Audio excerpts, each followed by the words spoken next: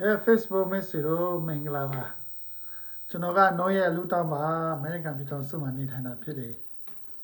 ဒီနေ့ကတော့မတ်လ17ရက်2025ဖြစ်ပါတယ်ကဘာရဲ့မှာရှိတဲ့ Facebook မိတ်ဆွေများ YouTube မိတ်ဆွေများကိုမင်္ဂလာပါလို့မိတ်ဆက်ပါတယ်ဒီနေ့က3မတ်လပိုင်းမတ်လ17ရက်ဖြစ်သွားပါတယ်နော်မနေ့ကတော့ကျွန်တော် live မတက်ဖြစ်ဘူးကိစ္စဝိစာများတဲ့အတွက်ဒီနေ့မှကျွန်တော်ပြန်တက်တာဖြစ်တယ်ဆိုတော့ဒီຫນွေဥရာဒီဘက်မှာຫນွေဥရာရောက်လာပြီဖြစ်တယ်နော်ပန်းနေပွင့်လာတော့မှဖြစ်တယ်မကြခင်ကျွန်တော် line လျှောက်တဲ့အခါမှာပန်းပွင့်တာလေးတွေပြမှာဖြစ်ပါတယ်ဗောနော် okay ဆိုတော့ line လျှောက်တာများတော့ရင်တော့ကြောက်တယ်မို့ရှိမှရောက်လာဖို့နည်းနည်းနေတော့မှဖြစ်တယ်ဗောနော်ဒါကိုလည်းအသိပေးတာဖြစ်ပါတယ်ဆိုတော့ဒီနေ့လည်းကျွန်တော်တို့ကောင်းကင်တမန်အကြောင်းကိုဆက်ပြီးမှလေ့လာမှာဖြစ်တယ်အထူးသဖြင့်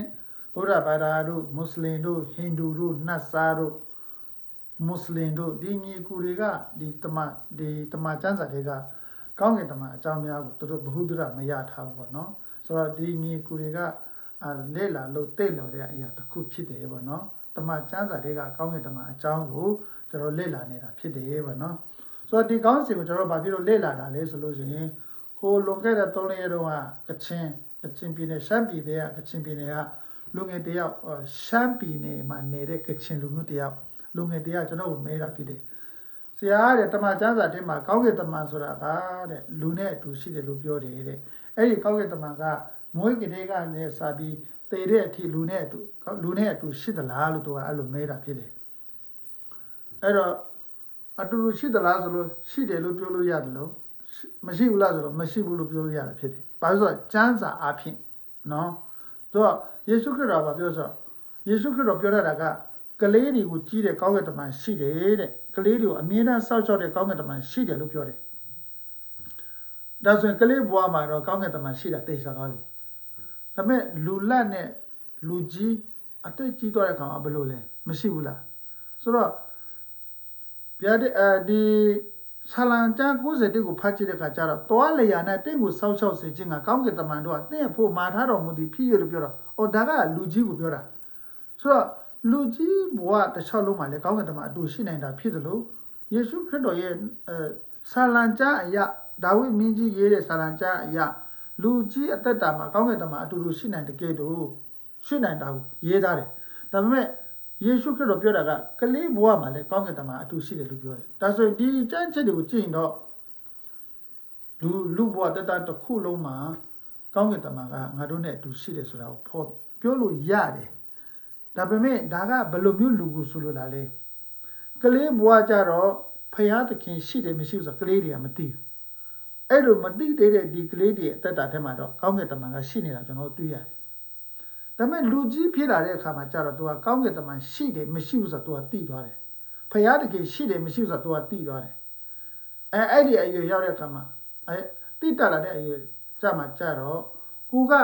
ဖရာနဲ့အတူတူသွားရင်တော့ကောင်းကင်တမန်ကကိုနဲ့အတူရှိမှာပဲ။ဒါပေမဲ့ကိုကတိတက်လာတဲ့အရွယ်မှာဖရာတကယ်နဲ့အတူတူမသွားဘူးဆိုလို့ရှိရင်ကောင်းကင်တမန်သူနဲ့အတူမရှိဘူးဆိုတာကိုကျွန်တော်တို့ပြောလို့ရတာဖြစ်တယ်။ဒါစံစာအရကျွန်တော်လေ့လာတာပါเนาะဒါတော့မဲတဲ့လူငယ်တွေကိုလည်းဘုရားသခင်ကောင်းချီးပေးပါစေဆိုတော့တချို့လူငယ်တွေတချို့လူတွေမဲတဲ့မဲကုန်းတွေကိုကျွန်တော် online မှာပြန်ပြီးမှ share ရင်းလုပ်တာဖြစ်တယ်ပေါ့เนาะဆိုတော့ဒီမှာကကောင်းကင်တမန်ကငယ်ရွယ်စဉ်မှာငါတို့နဲ့အတူရှိသလားဆိုရှိတယ်လို့ငါတို့ပြောလို့ရတယ်เนาะယုံကြည်သူပဲဖြစ်ဖြစ်မယုံကြည်သူပဲဖြစ်ကောင်းကင်တမန်ရှိတယ်လို့ကျွန်တော်တို့ပြောလို့ရတယ်ဘာလို့ယေရှုပြောတာဟုတ်เนาะဆိုတော့ယေရှုကပြောတဲ့အတွက်ငယ်ရွယ်စဉ်မှာကလေးတွေနဲ့အတူကောင်းကင်တမန်ရှိတယ်ဆိုတာငါတို့ပြောလို့ရတယ်။ဒါပေမဲ့လူကြီးမှာကြတော့ဖယားနဲ့အတူသွားလာတဲ့လူနဲ့ပဲကောင်းကင်တမန်အတူရှိတာ။နော်ဖယားတခင်နဲ့အတူတူမသွားလာတဲ့လူတွေနဲ့အတူကောင်းကင်တမန်အတူရှိတယ်လို့ပြောလို့မရဘူး။ဘာဖြစ်လို့လဲဆိုတော့ကျွန်တော်ကျမ်းတစ်ချက်မှာကျွန်တော်ကြည့်တဲ့အခါပါရေးထားလေဆိုတော့ဒီဓမ္မတိကျမ်းထဲမှာပြောရေးတာ။ဖယားတခင်နေတဲ့သူတို့ကိုမောလုတ်နတ်ဖယားတီးဟူသောမောလုတ်နတ်ဖျားဒါအရှေ့လေပိုင်းမှာကိုယ်ွယ်တဲ့နတ်ဖျားတမျိုးဖြစ်တယ်မောလုတ်နတ်ဖျားလက်ထက်ကိုသူတို့ရဲ့ကိလေသာနော်သူတို့ရဲ့ကိလေသာတက်မဲ့မှုအတိုင်း မောလို့ရဲ့လက်ထက်ကိုအပ်လိုက်တယ်မောလို့ဆိုတာနတ်ဖျားကိုပြောတာဆိုတော့အဲ့ဒီသူတို့ရဲ့ကိလေသာတတ်မဲ့ခြင်းအတိုင်းမောလို့လက်ထက်ကိုအပ်လိုက်ပြီလို့ပြောတယ်ဒါဆိုရင်တော့ဖျားလက်ထက်မှာမရှိတော့ကောင်းကင်တမန်ကြည့်စရာမလိုဒါကြောင့်ယခုခေတ်မှာနော်တချို့ယောက်ျားလေးတွေမိန်းမစိတ်ပေါက်မှာအရန်ကဲတာရှိတယ်အချောက်လို့ခေါ်တာပေါ့နော်တချို့မိန်းကလေးတွေယောက်ျားစိတ်ပေါက်လာပြီးမှအရန်ကိုကဲတဲ့သူရှိတယ်သူတို့ကြည့်လိုက်ဘယ်တော့မှထိတ်လို့မရကုတ်လို့မရအဲ့လိုမျိုးလူတွေဟာဒီတမန်ကျမ်းစာရဆိုမောလို့နတ်ဖျားနော်သူတို့ရဲ့ကိလေသာတတ်မဲ့ခြင်းအတိုင်းမောလို့လက်ထက်ကိုအပ်လိုက်တယ်ဆိုတာဒီလူတွေမှာပါတယ်ကျမ်းစာအရာပြောတာနော်โอเคရမ်းပြောတာမဟုတ်ကျမ်းစာအရာဒါကြောင့်ဘုရားသခင်လက်ထက်မှာမရှိဘူးကောင်းကင်တမန်တွေလက်ထက်မှာမရှိဘူးဆိုတာကိုကျွန်တော်သိနေတာဖြစ်တယ်ဒါဆိုရင်သူတို့ကဆုံးရှုံးတာပဲဆိုမဟုတ်ပါဘူးနောင်တရလို့ရှိရင်ဘုရားသခင်ကလက်ခံမှာဖြစ်တယ်နော်ဆိုတော့ဒီနေ့ဒီဟိုတပတ်တော့ကျွန်တော်လေ့လာတာတမဟောက်ကာလကောင်းကင်တမန်တွေဘယ်လိုအလုပ်လုပ်တာကျွန်တော်လေ့လာတာဖြစ်တယ်နော်လွန်ခဲ့တဲ့မတ်လ9ရက်နေ့တော့လေ့လာတာအဲ့ဒီမှာဘာလန်ကမီးစီးမှသွားတာလေကောင်းကင်တမန်ဓာတ်နဲ့စောင့်နေတာလေအရာကျွန်တော်အဲ့ဒါလေ့လာအရာကျွန်တော်ပြောတာဝေငှရတဲ့တူတော်မှအရန်ကျင်တတ်တယ်ဗျာကျွန်တော်ပြောတာကျွန်တော်ကနားထောင်တယ်လို့မဟုတ်ဝေငှရတဲ့တူတော်အရန်ကျင်တတ်တာဖြစ်တယ်ဒီဘာလန်နဲ့ကောင်းကင်တမန်နဲ့မီးပူကိစ္စလေအဲ့ဒီမှာကောင်းကင်တမန်ဟောတဲ့တရားကိုကြားရတယ်မီးကတိရစ္ဆာန်ကဟောတဲ့တရားကြားတယ်တမန်ကျမ်းစာတစ်ခုလုံးမှာတိရစ္ဆာန်ဟောတဲ့တရားဒီတနေရာပဲရှိတာနော်ဘာလန်ဘယ်မှာလဲတိုးလေရာကြာခန်းကြီး20နဲ့အငယ်28မှာဖတ်ကြည့်တိရစ္ဆာန်ကလူကိုတရားဟောတာအဲ့ဒီတိရစ္ဆာန်ကယူလူကိုဟောတာမဟုတ်ဘူးဖယားသခင်ရဲ့လူလို့တတ်မှတ်ဖယားစကားကိုနားမထောင်တဲ့ဖယားသခင်ရဲ့လူဘာလန်ကိုနော်ဖယားသခင်ဖန်ဆင်းတဲ့တိရစ္ဆာန်ကတရားဟောတာဒါကြောင့်အရန်နားထောင်လို့ကောင်းတယ်ဆိုအဲ့ဒါကိုပြောတာနော်မြောက်များဆိုတော့အချိန်မှာလူကိုတရားဟောလို့ရှိရင်လူတွေကတန်ဖိုးမထားဘူးလူကိုတရားဟောလို့ရှိရင်လူကိုသင်ပေးလို့ရှိရင်လူကိုဘုဟုတ္တရပြုလို့ရှိရင်တန်ဖိုးမထားဘူးဟာလို့ရည်တယ်ဒါပေမဲ့ဒီမှာကြည့်ဒီမှာဖျားစကားနားမထောင်တဲ့ဖျားတကယ်လူဘာလန်ကိုပါလေလေမီးကတရားဟောတာတရေဆန်ကတရားဟောတာနားထောင်လို့ကောင်းတယ်အဲ့ဒီတရေဆန်ကဖျားဝိညာဉ်နဲ့ပြီးသွားတာနောက်တစ်ခုအဲ့ဒီကောင်းကင်တမန်ကဒီတခါလူကဟောတာမဟုတ်ဘူးဖျားသခင်ရဲ့ကောင်းကင်တမန်ကဘာလန်ကိုတရားဟောတာနော်ဒီကဘာပေါ်မှာလေကောင်းကင်တမန်ဟောတဲ့တရားကိုကြားရဖို့အင်မတန်ခဲရင်းတာဖြစ်တယ်နော်ဖျားသခင်ရဲ့ကောင်းကင်တမန်တရားဟောတာကိုလူကြားရဖို့ဆိုတာအင်မတန်ခဲရင်းတဲ့ကိစ္စလူကိုတရိစ္ဆာန်ကတရားဟောတယ်ဆိုတာအင်မတန်ကြားရတဲ့ကိစ္စဖျားတကယ်တိတ်အောင်ဆရာကောင်းတယ်နော်ဒီတိုးလေအကျ20မှာဖျားတကယ်တရိစ္ဆာန်ကိုတရားဟောခိုင်းတယ်ကောင်းကင်တမန်ကိုတရားဟောခိုင်းတယ်ဓမ္မတိတ်ကာလမှာကြည့်တဲ့အခါကျတော့ကောင်းကင်တမန်ကိုတရားမဟောခိုင်းဓမ္မဟောင်းမှာနော်ကောင်းကင်တမန်တရားဟောခိုင်းတာရှိတယ်ဒါကြောင့်ကောင်းကင်တမန်အကြောင်းလူတိုင်းနားလည်ထားစေခြင်းတယ်ဒီလူပါလားဆိုတာနော်ဖျားတကယ်လှုပ်တာโอเคဆိုတော့ယောရှုမှာလည်းကောင်းကင်တမန်ပေါ်တယ်ထားပြီးစာလံ91ကျွန်တော်ပြောပြီးပြီကဲအခုအေလိနဲ့အေလိရှေတို့ရှိကိုတွားရအောင်နော်စာလံလို့ပြောတဲ့အခါဒီဒါဝိဒ်ထဲကိုတွားလိုက်တာဖြစ်တယ်နော်စာလံကဒီဒါဝိဒ်ရှိတော့ဆိုတော့ဒါဝိဒ်ရဲ့အရှိနာမှာအေလိယအေလိရှေရှိသေးတယ်ဒီနေ့တော့အေလိယအေလိရှေကိုတွားမယ်တွားပြီးမှအဲ့ဒီကနေဒါဝိဒ်ရဲ့ကာလကိုလွန်ဂေါတမရဲ့ကာလကိုလွန်ပြီးမှယေရှုခရစ်တော်ရဲ့ကာလကောင်းကင်တမန်အကြောင်းကိုယေရှုဘယ်လိုပြောတယ်လဲဆိုတာကြည့်ရအောင်နော်ဆိုတော့တမန်ကျမ်းစာထဲမှာကောင်းကင်တမန်များအကြောင်းဖြစ်တယ်နော်ဘာသာလူမျိုးမျိုးဘာသာမျိုးဘုဒ္ဓရဖြစ်ကျွန်တော်လေ့လာနေဖို့ဝင်ငါတာဖြစ်တယ်နော်โอเคဆိုတော့ဒီနေ့တမန်ဟောင်းကာလမှာအေလိယနဲ့အေလိရှေအကြောင်းကို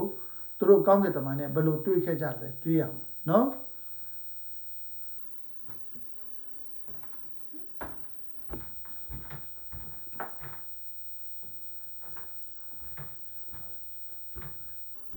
ဆိုတော့ကျွန်တော်ကတမန်ကျမ်းစာ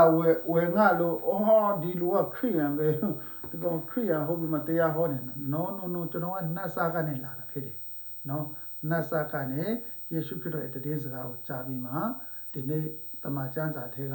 ယေရှုခရစ်တော်ရဲ့နှုတ်ကပတ်တော်ကိုတစ်ခါမိတ်ဆွေများကိုဝင်ငါတာဖြစ်တယ်ဟုတ်ကဲ့ဘဒုမဆိုယေရှုခရစ်တော်ရဲ့တည်င်းရလို့ရှိကေတင်ချင်းရမှာဖြစ်တယ်ကေတင်ချင်းရပြီလို့ရှိရင်ကိုယ်တိုင်ကေတင်ချင်းရပြီးသူတစ်ပါးကိုလည်းကေတင်ချင်းဝင်ငါနိုင်မယ်လို့ကျွန်တော်ယုံကြည်ပါတယ်ပေါ့နော်โอเคကျမ်းစာကိုသွားကြည့်အောင်တမန်ဟောင်းကာလအေလီယာနဲ့ကောင်းကင်တမန်ဘယ်လိုဖြစ်တယ်လဲကြည့်အောင်တမန်ဟောင်းကာလအေလီယာဆိုတော့ကျမ်းစာချက်ကပါလေအေလီယာဓမ္မရာဇဝင်စတုထဆောင်အခန်းကြီး1 7ဖြစ်ပါလေဓမ္မရာဇဝင်စတုထဆောင်အခန်းကြီးက2အငယ်က7ကနေတော့ပါမယ်ကျွန်တော်နည်းနည်းရှင်းပြီးမှဖတ်ပေးပါနော်ဓမ္မရာဆိုစတုထဆောင်ကို400လို့ပြောကြတာအတူကပေါ့နော်အခန်းကြီး2အငယ်7ကနေတော့မှဖြစ်တယ်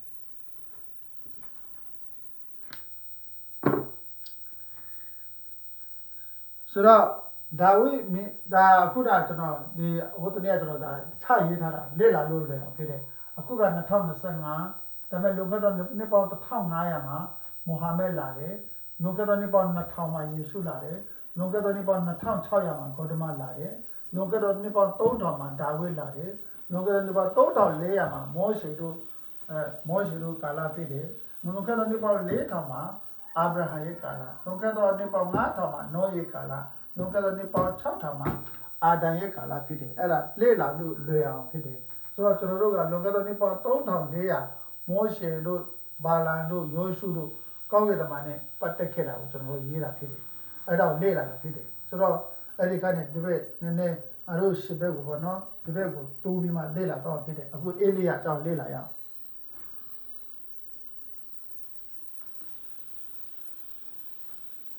ဆိုတော့တိတ်ကနေကျွန်တော်ဖတ်ပေးမယ်နော်ထာဝရဘုရားဒီအေလိယကိုလေပွေအားဖြင့်ကောင်းကင်သို့ရှိတော်မူချိန်နီးသောအခါထာဝရဘုရားဒီအေလိယကိုလေပွေအားဖြင့်ကောင်းကင်သို့ရှိတော်မူသောအချိန်နီးသောအခါဆိုတော့အဲ့ဒါကိုမြန်မာလူလွယ်အောင်ပြောရအောင်ထာဝရဘုရားဒီအေလိယကိုလေပွေအားဖြင့်ကောင်းကင်သို့ရှိဆောင်တော်မူသည်ဟာလေလုယာအဲ့လိုပြောလိုက်ရင်ဝိကြတစ်ခုပြီးသွားတယ်ထာဝရဘုရားဒီအေလိယကိုကောင်းကင်နိုင်ငံသို့လေပွေအားဖြင့်ရှိဆောင်တော်မူသည်ဒါကဓမ္မဟောင်းကာလအေလိယကိုဘုရားသခင်ရှိဆောင်တာဒါဆိုရင်ဓမ္မတိကာလမှာဘု து ရှိဆောင်တယ်ဘုရားသခင်ဟာယေရှုခရစ်တော်ကိုနော်ရှင်ပြန်ထမြောက်လာတော့ဘုရားသခင်ရဲ့တပါးတည်းသောသားတော်ယေရှုကိုတမန်တော်အပါ900ရဲ့အရှေ့မှာကောင်းကင်သို့တိမ်အားဖြင့်ခြေဆောင်တော်မူတယ်ဟာလေလုယာကျွန်တော်တို့တစ်ချိန်တော့ကနတ်စားခဲ့တယ်ဓမ္မဟောင်းမှာအေလိယကိုဘုရားသခင်ခြေဆောင်တာငါတို့မသိဘူးဓမ္မတက်မှာသားတော်ယေရှုလာပြီးမှအသေးခံငါတို့လူသားတွေအပြည့်အတွက်အသေးခံပြီးထမြောက်ပြီးဘုရားသခင်ခြေဆောင်တာငါတို့မသိဘူးဟဲ့ဒါပေမဲ့အခု2025ရောက်တဲ့အခါမှာငါတို့ဗာသိတယ်ဓမ္မဟောင်းကာလအေလိယကိုဘုရားသခင်အရှင်လက်လက်ကောင်းကင်ခြေဆောင်တော့တာငါတို့သိသွားတယ်လွန်ခဲ့တော့အနှစ်2000ယေရှုခရစ်တော်ဟာနော်ဣသရေလနိုင်ငံမှာလူသားတိခံပြီးမှနော်ကျမ်းစာလာတဲ့လူသားတိခံပြီးမှလူတည်းရဲ့အပြည့်အတွက်အသေးခံပြီးရှင်ပြန်ထားပြီးကောင်းကင်ကိုအရှင်လက်လက်ခြေဆောင်ငါတို့သိသွားတယ်ဟာလေလုယာဆိုတော့ online မှာရှိတဲ့ညီကိုတွေကအဲ့ဒါသိသလားမသိဘူးလား I don't know အကယ်၍မိတ်ဆွေတို့ကမကြားဘူးသေးဘူးဆိုလို့ရှိရင်ဒီနေ့ဟာကြားရတဲ့တည်င်းစကားဖြစ်တယ်ယေရှုခရစ်တော်ဟာလွန်ခဲ့သောအနှစ်2000မှာငါတို့မရှိသေးဘူးလွန်ခဲ့သောအနှစ်2000မှာအသေးခံပြီးကောင်းရှင်ပြန်ထားပြီးကောင်းကင်ကိုခြေဆောင်တာဖြစ်တယ်အေလိယဟာလွန်ခဲ့သောနှစ်ပေါင်း3000ပတ်ဝန်းကျင်မှာအေလိယဟာဘာဖြစ်လဲဂျူးလူမျိုးတွေရဲ့ prophet ဖြစ်တယ်ဘုရားသခင်ကအေလိယအမှုပြီးတဲ့အခါမှာဘုရားသခင်ကအေလိယကိုအရှင်လက်လက်ကောင်းကင်ကိုခြေဆောင်တာဖြစ်တယ်ဒါကြောင့်ဂေါတမမြတ်စွာဘုရားမလာခင်မှာဘုရားသခင်ဟာအေလိယကိုအရှင်လက်လက်ကောင်းကင်ခြေဆောင်တာဖြစ်တယ်ဂေါတမလာပြီးတဲ့နောက်မှာယေရှုခရစ်တော်ကိုဘုရားသခင်ဟာသေခြင်းကနေထမြောက်လာတဲ့ယေရှုကိုကောင်းကင်ကိုအရှင်လက်လက်ခြေဆောင်တာဖြစ်တယ်ဒါကြောင့်ဂေါတမမြတ်စွာဘုရားရဲ့ အရှိဘက်မှာအေလိယကိုခြေဆောင်တာရှိတယ်လို့ဂေါရမရဲ့အနောက်ဘက်မှာယေရှုခရစ်တော်ကိုခြေဆောင်တာရှိတယ်အဲ့ဒီတာမကဘူးခြေဆောင်ခြင်းမိတာပြောမယ်ဆိုလို့ရှိရင်ဒီဂေါရမမြတ်စွာဘုရားရဲ့အရှိမှာနောအေတို့လက်ထက်မှာအေနောက်ကိုခြေဆောင်တာဖြစ်တယ်ကောင်းကင်ကိုအရှင်လက်ခြေဆောင်တာဒါကြောင့်တမန်ကျမ်းစာထဲမှာဒီနေ့အေလိယခြေဆောင်ခြင်းရဲ့အကြောင်းကိုပြောလို့ရှိရင်အေနောက်ဆိုတဲ့ပုဂ္ဂိုလ်ကိုခြေဆောင်တာရှိတယ်လို့ဒီကာလမှာကအေနောက်ကိုခြေဆောင်တာဒါပေမဲ့အခုကျွန်တော်တို့ကောင်းကင်တမန်အကြောင်းသိနေတာနော်ဒါပေမဲ့အေလိယဘုရားခြေဆောင်တာဆိုတော့ကောင်းကင်တမန်ကခြေဆောင်တာကိုကင်တမန်ဆိုတော့အေနောက်ကိုကြတော့ဘုရားသခင်ကိုယ်တိုင်ခြေဆောင်သွားတာအေလိယကိုကြတော့ကောင်းကင်တမန်ကိုဆယ်လွတ်ပြီးမှခြေဆောင်တာယေရှုကိုကြတော့ဘယ်သူမှမခြေဆောင်ဘူးသူကိုယ်တိုင်အပေါ်တက်တာဖြစ်တယ်ဒါပေမဲ့ကျမ်းစာနားလေအောင်ဘုရားသခင်ကသူ့ကိုတိမ်အားဖြင့်ကောင်းကင်ကိုခြေဆောင်တယ်လို့ရေးတယ်ဒါပေမဲ့လူဒီနားလေအောင်ရေးတာယေရှုကသူ့အတူကောင်းကင်ကိုပြန်တက်တာဖြစ်တယ်ဒါပေမဲ့အေလိယကတော့ကိုယ့်အကူကောင်းကင်တက်လို့မရဘူးဘာလို့ဆိုတော့ तू ဟာ prophet ဖြစ်တယ်ဖျားမဟုတ်ဘူး तू ဟာ prophet ဖြစ်တယ်ဒါကြောင့်ကောင်းကင်ကိုတက်တဲ့အခါကောင်းကင်တမန်လာချီဆောင်မှ तू ကတက်လို့ရတာအေနောက်ကလည်းပဲ तू ကလူဖြစ်တယ်နော်အေလိယလည်းအေလိယလူဖြစ်တယ်ဒါပေမဲ့ तू ကဖျားတခင် prophet ဆိုတော့အေနောက်ဆိုတဲ့လူကလည်းပဲလူဖြစ်တယ်ဖျားစကားကိုနားခံတဲ့သူဖြစ်တယ်ဖျားတခင်သူ့ကိုအရှင်လက်ချီဆောင်ပေးတာဖြစ်တယ်သူ့ကိုသူချီဆောင်အပေါ်တက်လို့မရဘူးအေလိယလည်းသူ့အတူအပေါ်တက်လို့မရဘူးပရိုဖက်အေလိယသူ့အတူအပေါ်တက်လို့မရတယ်လို့အေနောက်ကလည်းသူ့အတူအပေါ်တက်လို့မရဘူးဆိုတော့အေနောက်ကိုဘုရားသခင်ချီဆောင်လို့အပေါ်တက်တာအေလိယကိုကောင်းကင်တမန်ချီဆောင်လို့အပေါ်တက်တာဒါပေမဲ့ယေရှုခရစ်တော်ကိုကြတော့ဘယ်သူကချီဆောင်တာဆိုဘယ်သူမှချီဆောင်ဆရာမသူ့အတူတက်သွားတာဒါပေမဲ့လူဒီနားလေကိုစမ်းစာပါရေးလို့ဆိုတော့ဘုရားသခင်ကတိမ်အားဖြင့်ယေရှုခရစ်တော်ကိုသိမ်းယူတယ်လို့ရေးတာဖြစ်တယ်ဆိုတော့ယေရှုကသူ့ကိုဘယ်သူမှချီဆောင်ဆရာမလိုဘူးဒါပေမဲ့ငါတို့လူဘိန်းတွေနားလေအောင်အတွက်တိမ်အားဖြင့်ဘုရားသခင်ချီဆောင်တယ်လို့ရေးတယ်အဲ့ဒီယေရှုဟာမကြခင်မှာဘယ်သူမှအကူအညီမပါပဲသူကကောင်းကင်တမန်များကိုအရင်ဆယ်လွတ်မှာဖြစ်တယ်ပြီးရင်သူကိုယ်တိုင်ဆင်းလာမှာဖြစ်တယ်ဒါကြောင့်တမန်တော်ဝုထုမှာဗာရေးထားလေဆိုလို့ရှိရင်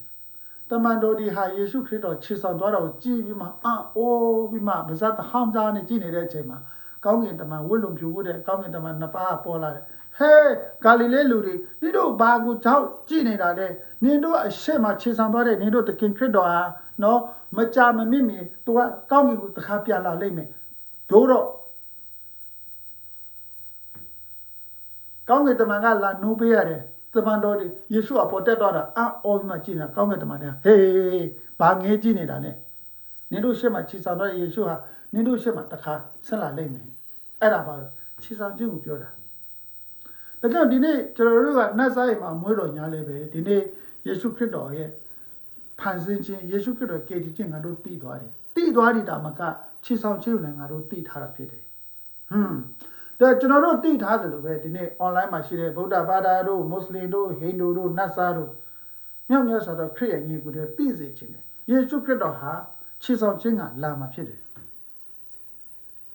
အဲ့တော့အလုံးတော်ရငါတို့ကမတိလိုက်ရပါလား no မတိလိုက်ရဘူးဆိုတာအတိတ်ကမတိရအခုတင်သိခွင့်ရှိတာဖြစ်တယ်နော်သူကခြေဆောင်ခြင်းလာတဲ့အခါဘယ်လိုခြေဆောင်မှာလဲယေရှုခရစ်တော်ကိုယေရှုခရစ်တော်ရဲ့တည်င်းစကားကိုကြားပြီးအဲ့ဒီတခင်ခရစ်တော်ဟာငါတို့ကိုကေတီနိုင်တယ်ဆိုတာကိုသဘောပေါက်ပြီးသူ့ကိုမိမိကေတီမိုင်းရှင်ဖြစ်နှလုံးသားကယုံကြည်ပြီးပါးစပ်ကနဲ့ဝန်ခံထားတဲ့သူတွေကိုယေရှုခရစ်တော်ဟာခြေဆောင်မှာဖြစ်တယ်တကယ်တော့ကောင်းကင်တမန်အကြောင်းပြောတာဒါပေမဲ့အေလိယကိုခြေဆောင်တာကကောင်းကင်တမန်မို့လို့ကျွန်တော်ကခြေဆောင်ခြင်းကိုတခါတည်းထည့်ပြောတာဒါကြောင့်ဒီနေ့ online မှာရှိတဲ့ခရစ်ယာန်ညီကိုတွေခရစ်ယာန်တက်တန်းတွေဘယ်လောက်ကြာတော့လဲတချို့ကခရစ်ယာန်တက်တန်း20ကြာတဲ့အခါမှာတည်သွားတယ်တချို့ကခရစ်ယာန်တက်တန်းအသက်30ကြာတဲ့အခါတည်တယ်တချို့ကခရစ်ယာန်တက်တန်း40မှာတည်သွားတယ်တချို့ကခရစ်ယာန်တက်တန်း50မှာတည်သွားတယ်ကျွန်တော်ရောက်ခမကတော့ခရစ်ယာန်ဖြစ်ဖြစ်9နှစ်လောက်မှတည်သွားတာနော်သူအသက်60ကျော်ပေါ့နော်60ကျော်မှတည်တာဖြစ်တယ်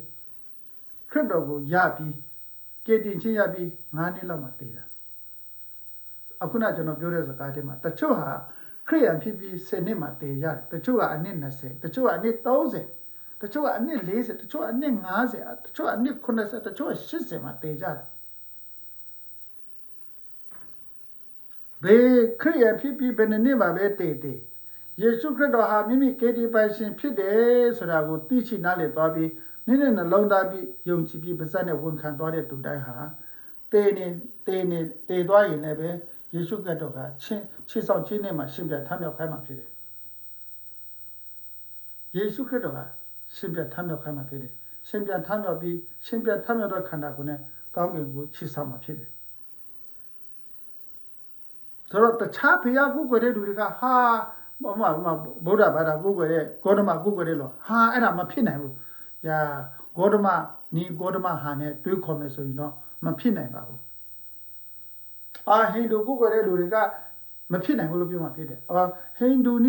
ဟာနဲ့တွေးခေါ်ရင်တော့မဖြစ်နိုင်ပါဘူးမွတ်စလင်ဖရာကိုယ်ွယ်မွတ်စလင်ဖရာကိုယ်ွယ်တဲ့လူတွေကသူတို့မွတ်စလင်ဟာနဲ့တွေးခေါ်မယ်ဆိုလို့ရှိရင်ချစ်ဆောင်ခြင်းမဖြစ်နိုင်yes နတ်စာဒီကိုလည်းအဲ့ဒီယေရှုခရစ်တော်ရဲ့ချစ်ဆောင်ခြင်းဒီလိုလာမယ်လို့ပြောလို့ရှိရင်နတ်စာနီးနဲ့စဉ်းစားတွေးခေါ်ခြင်းမဖြစ်နိုင်ဒါပေမဲ့ယေရှုခရစ်တော်ရဲ့ကေတီခြင်းယေရှုခရစ်တော်ရဲ့ချစ်ဆောင်ခြင်းဓမ္မဟောင်းချစ်ဆောင်ခြင်းနှစ်ခုနော်ဓမ္မတက်ချစ်ဆောင်ခြင်းကိုတေချာသဘောပေါက်တော့ရင်တော့အဲ့ဒါဖြစ်နိုင်တယ်ဘုရားအဖြစ်လဲယေရှုခရစ်တော်အဖြစ်ဖြစ်နိုင်တယ်ကောင်းကင်တမန်အဖြစ်ချစ်ဆောင်တယ်ဆိုတာဖြစ်နိုင်တယ်ယေရှုခရစ်တော်ကိုယ်တိုင်လာချစ်ဆောင်မယ်ဆိုတာဖြစ်နိုင်တယ်ဆိုတာခင်ဗျားတို့သဘောပေါက်မှာဖြစ်တယ်ဒါကြောင့်ချစ်လာဆိုတော့ online ထဲမှာရှိတဲ့ညီကိုတို့ငါတို့ကဗုဒ္ဓဘာသာဟုတ်တယ်ချစ်ဆောင်ခြင်းမဖြစ်နိုင်ဘူးဂေါတမရဲ့ဩဝါဒအရဆိုမဖြစ်နိုင်ဟိန္ဒူမှာနေတဲ့လူဟိန္ဒူနတ်ဖျားတွေရဲ့ဩဝါဒအရချစ်ဆောင်ခြင်းဆိုတာမဖြစ်နိုင်လို့ဆိုတော့တို့သိလို့လားအခုဒီလူတွေကိုတစ်ခါလေးမိရှုပြလိုက်တာနော်ဟိုတလို့တော့ရန်ကုန်မှာဗုဒ္ဓဘာသာကနေနော် homeless ပါဗုဒ္ဓဘာသာ homeless ကနေအေဝံဂေလိဆရာမတယောက်ကတွားတွေးပြီးမှမုဆုမတာ3ယောက်နဲ့အဲ့ဒါအေဝံဂေလိဆရာမကအေဝံဂေလိတရားလဲဟောရင်နော်တရားပဲဟောတာမဟုတ်လူပါကေလိုက်တာအဲ့ဒီကနေကလေးတွေတဖြည်းဖြည်းကြားမှလာတာပေါ့နော်တို့အခုတော့လွန်ခဲ့တဲ့2ပတ်အခုကဖေဖော်ဝါရီလ29ရက်မှာတင်တယ်အဲ့ဒါရက်လက်ပါလဲ29 25 24လောက်မှာတည်သွားတာအဲ့တော့မြတ်သူမြတ်ယေရှုခရစ်တော်ကေတီချင်းတည်င်းစကားကြားပြီးမှအဲ့ဒါကိုယုံကြည်ပြီးမှတည်သွားတာယေရှုခရစ်တော်ဟာသူမကိုကေတီပေးနိုင်လို့သူဖြစ်တယ်သူမကိုအတွက်အသေးခံနေဆိုတော့သူမတိမှတည်သွားတာဖြစ်တယ်ဒါမဲ့တော့ဗုဒ္ဓဘာသာမှာကြည်ပြီးနေတယ်ကျတော့ကျမတည်သွားရင်တော့မြည်ရှုပေးပါလို့ပြောတာကျွန်တော်အဲ့ဒါတည့်ရကြကျွန်တော်နဲ့အဲ့ဒါဖုန်းထဲမှာကြုံလို့ကျွန်တော်ပြောတာမဟုတ်ဘူးဘုရားဘာသာမှာတော့တည်သွားလို့ရှိရင်မြည်ရှုအစဉ်ပြေတယ်လို့ပြဿနာမရှိဘူးလို့ဒါမဲ့ခရိယန်တွေကအဲ့လိုမဟုတ်ဘူးပေါ့ခရိယန်တွေကရှင်ပြန်ထမြောက်ခြင်းရှိတယ်နော်ယေရှုခရစ်တော်ကမကြခင်ခြေဆောင်ခြင်းလာတဲ့အခါသူကတိတ်ကြမှာယုံကြည်ခြင်းနဲ့တည်တွင်သွားတဲ့သူခြေဆောင်မှာလို့ပြောတဲ့အခါကျတော့ဟာဒါဆိုတော့မြင်မရှုနေတော့မြင်မရှုနေတော့နေယေရှုခရစ်တော်ရဲ့စကားကိုတေချာနားထောင်တယ်နေဒီယုံကြည်ခြင်းကိုတေချာချာမင်းကင်ဆွဲတယ်ဆိုလို့ရှိရင်တော့နော်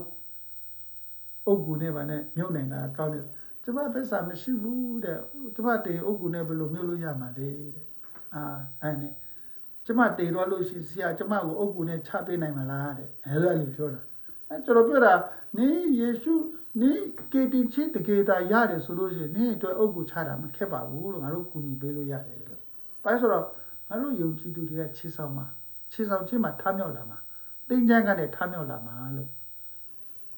အဲ့ဒါနဲ့သူကမြင့်မရှုချင်တော့ဖြစ်သွားတာအဲ့ဒါသူ့ကိုအုတ်ကူလေးနဲ့ချပေးပါတယ် yeah အဲ့ဒါကိုကလည်းဘာနဲ့ချအုတ်ကူနဲ့ချပေးထားတယ်ဖြစ်တယ်ဘာဖြစ်လို့လဲဂျူးလူမျိုးတွေဟာနော်ရှင်ပြန်ထမြောက်တာဖြစ်တယ်နော်တေသွားပြီးလူကပြန်လဲရှင်ပြန်ထမြောက်ဖို့ရှိတာဖြစ်တယ်ဒါကြောင့်ဂျူးလူမျိုးတွေဘယ်တော့မှမြင်မရှုတေးချာနော်ဘာလို့ထားလဲတေးချာတင်းချမ်းထားမှာအဲ့ဒီမှာအခေါင်းတေးချာအလောင်းတေးချာထားတာဒီနေ့ငါတို့နတ်စားတွေကလည်းပဲ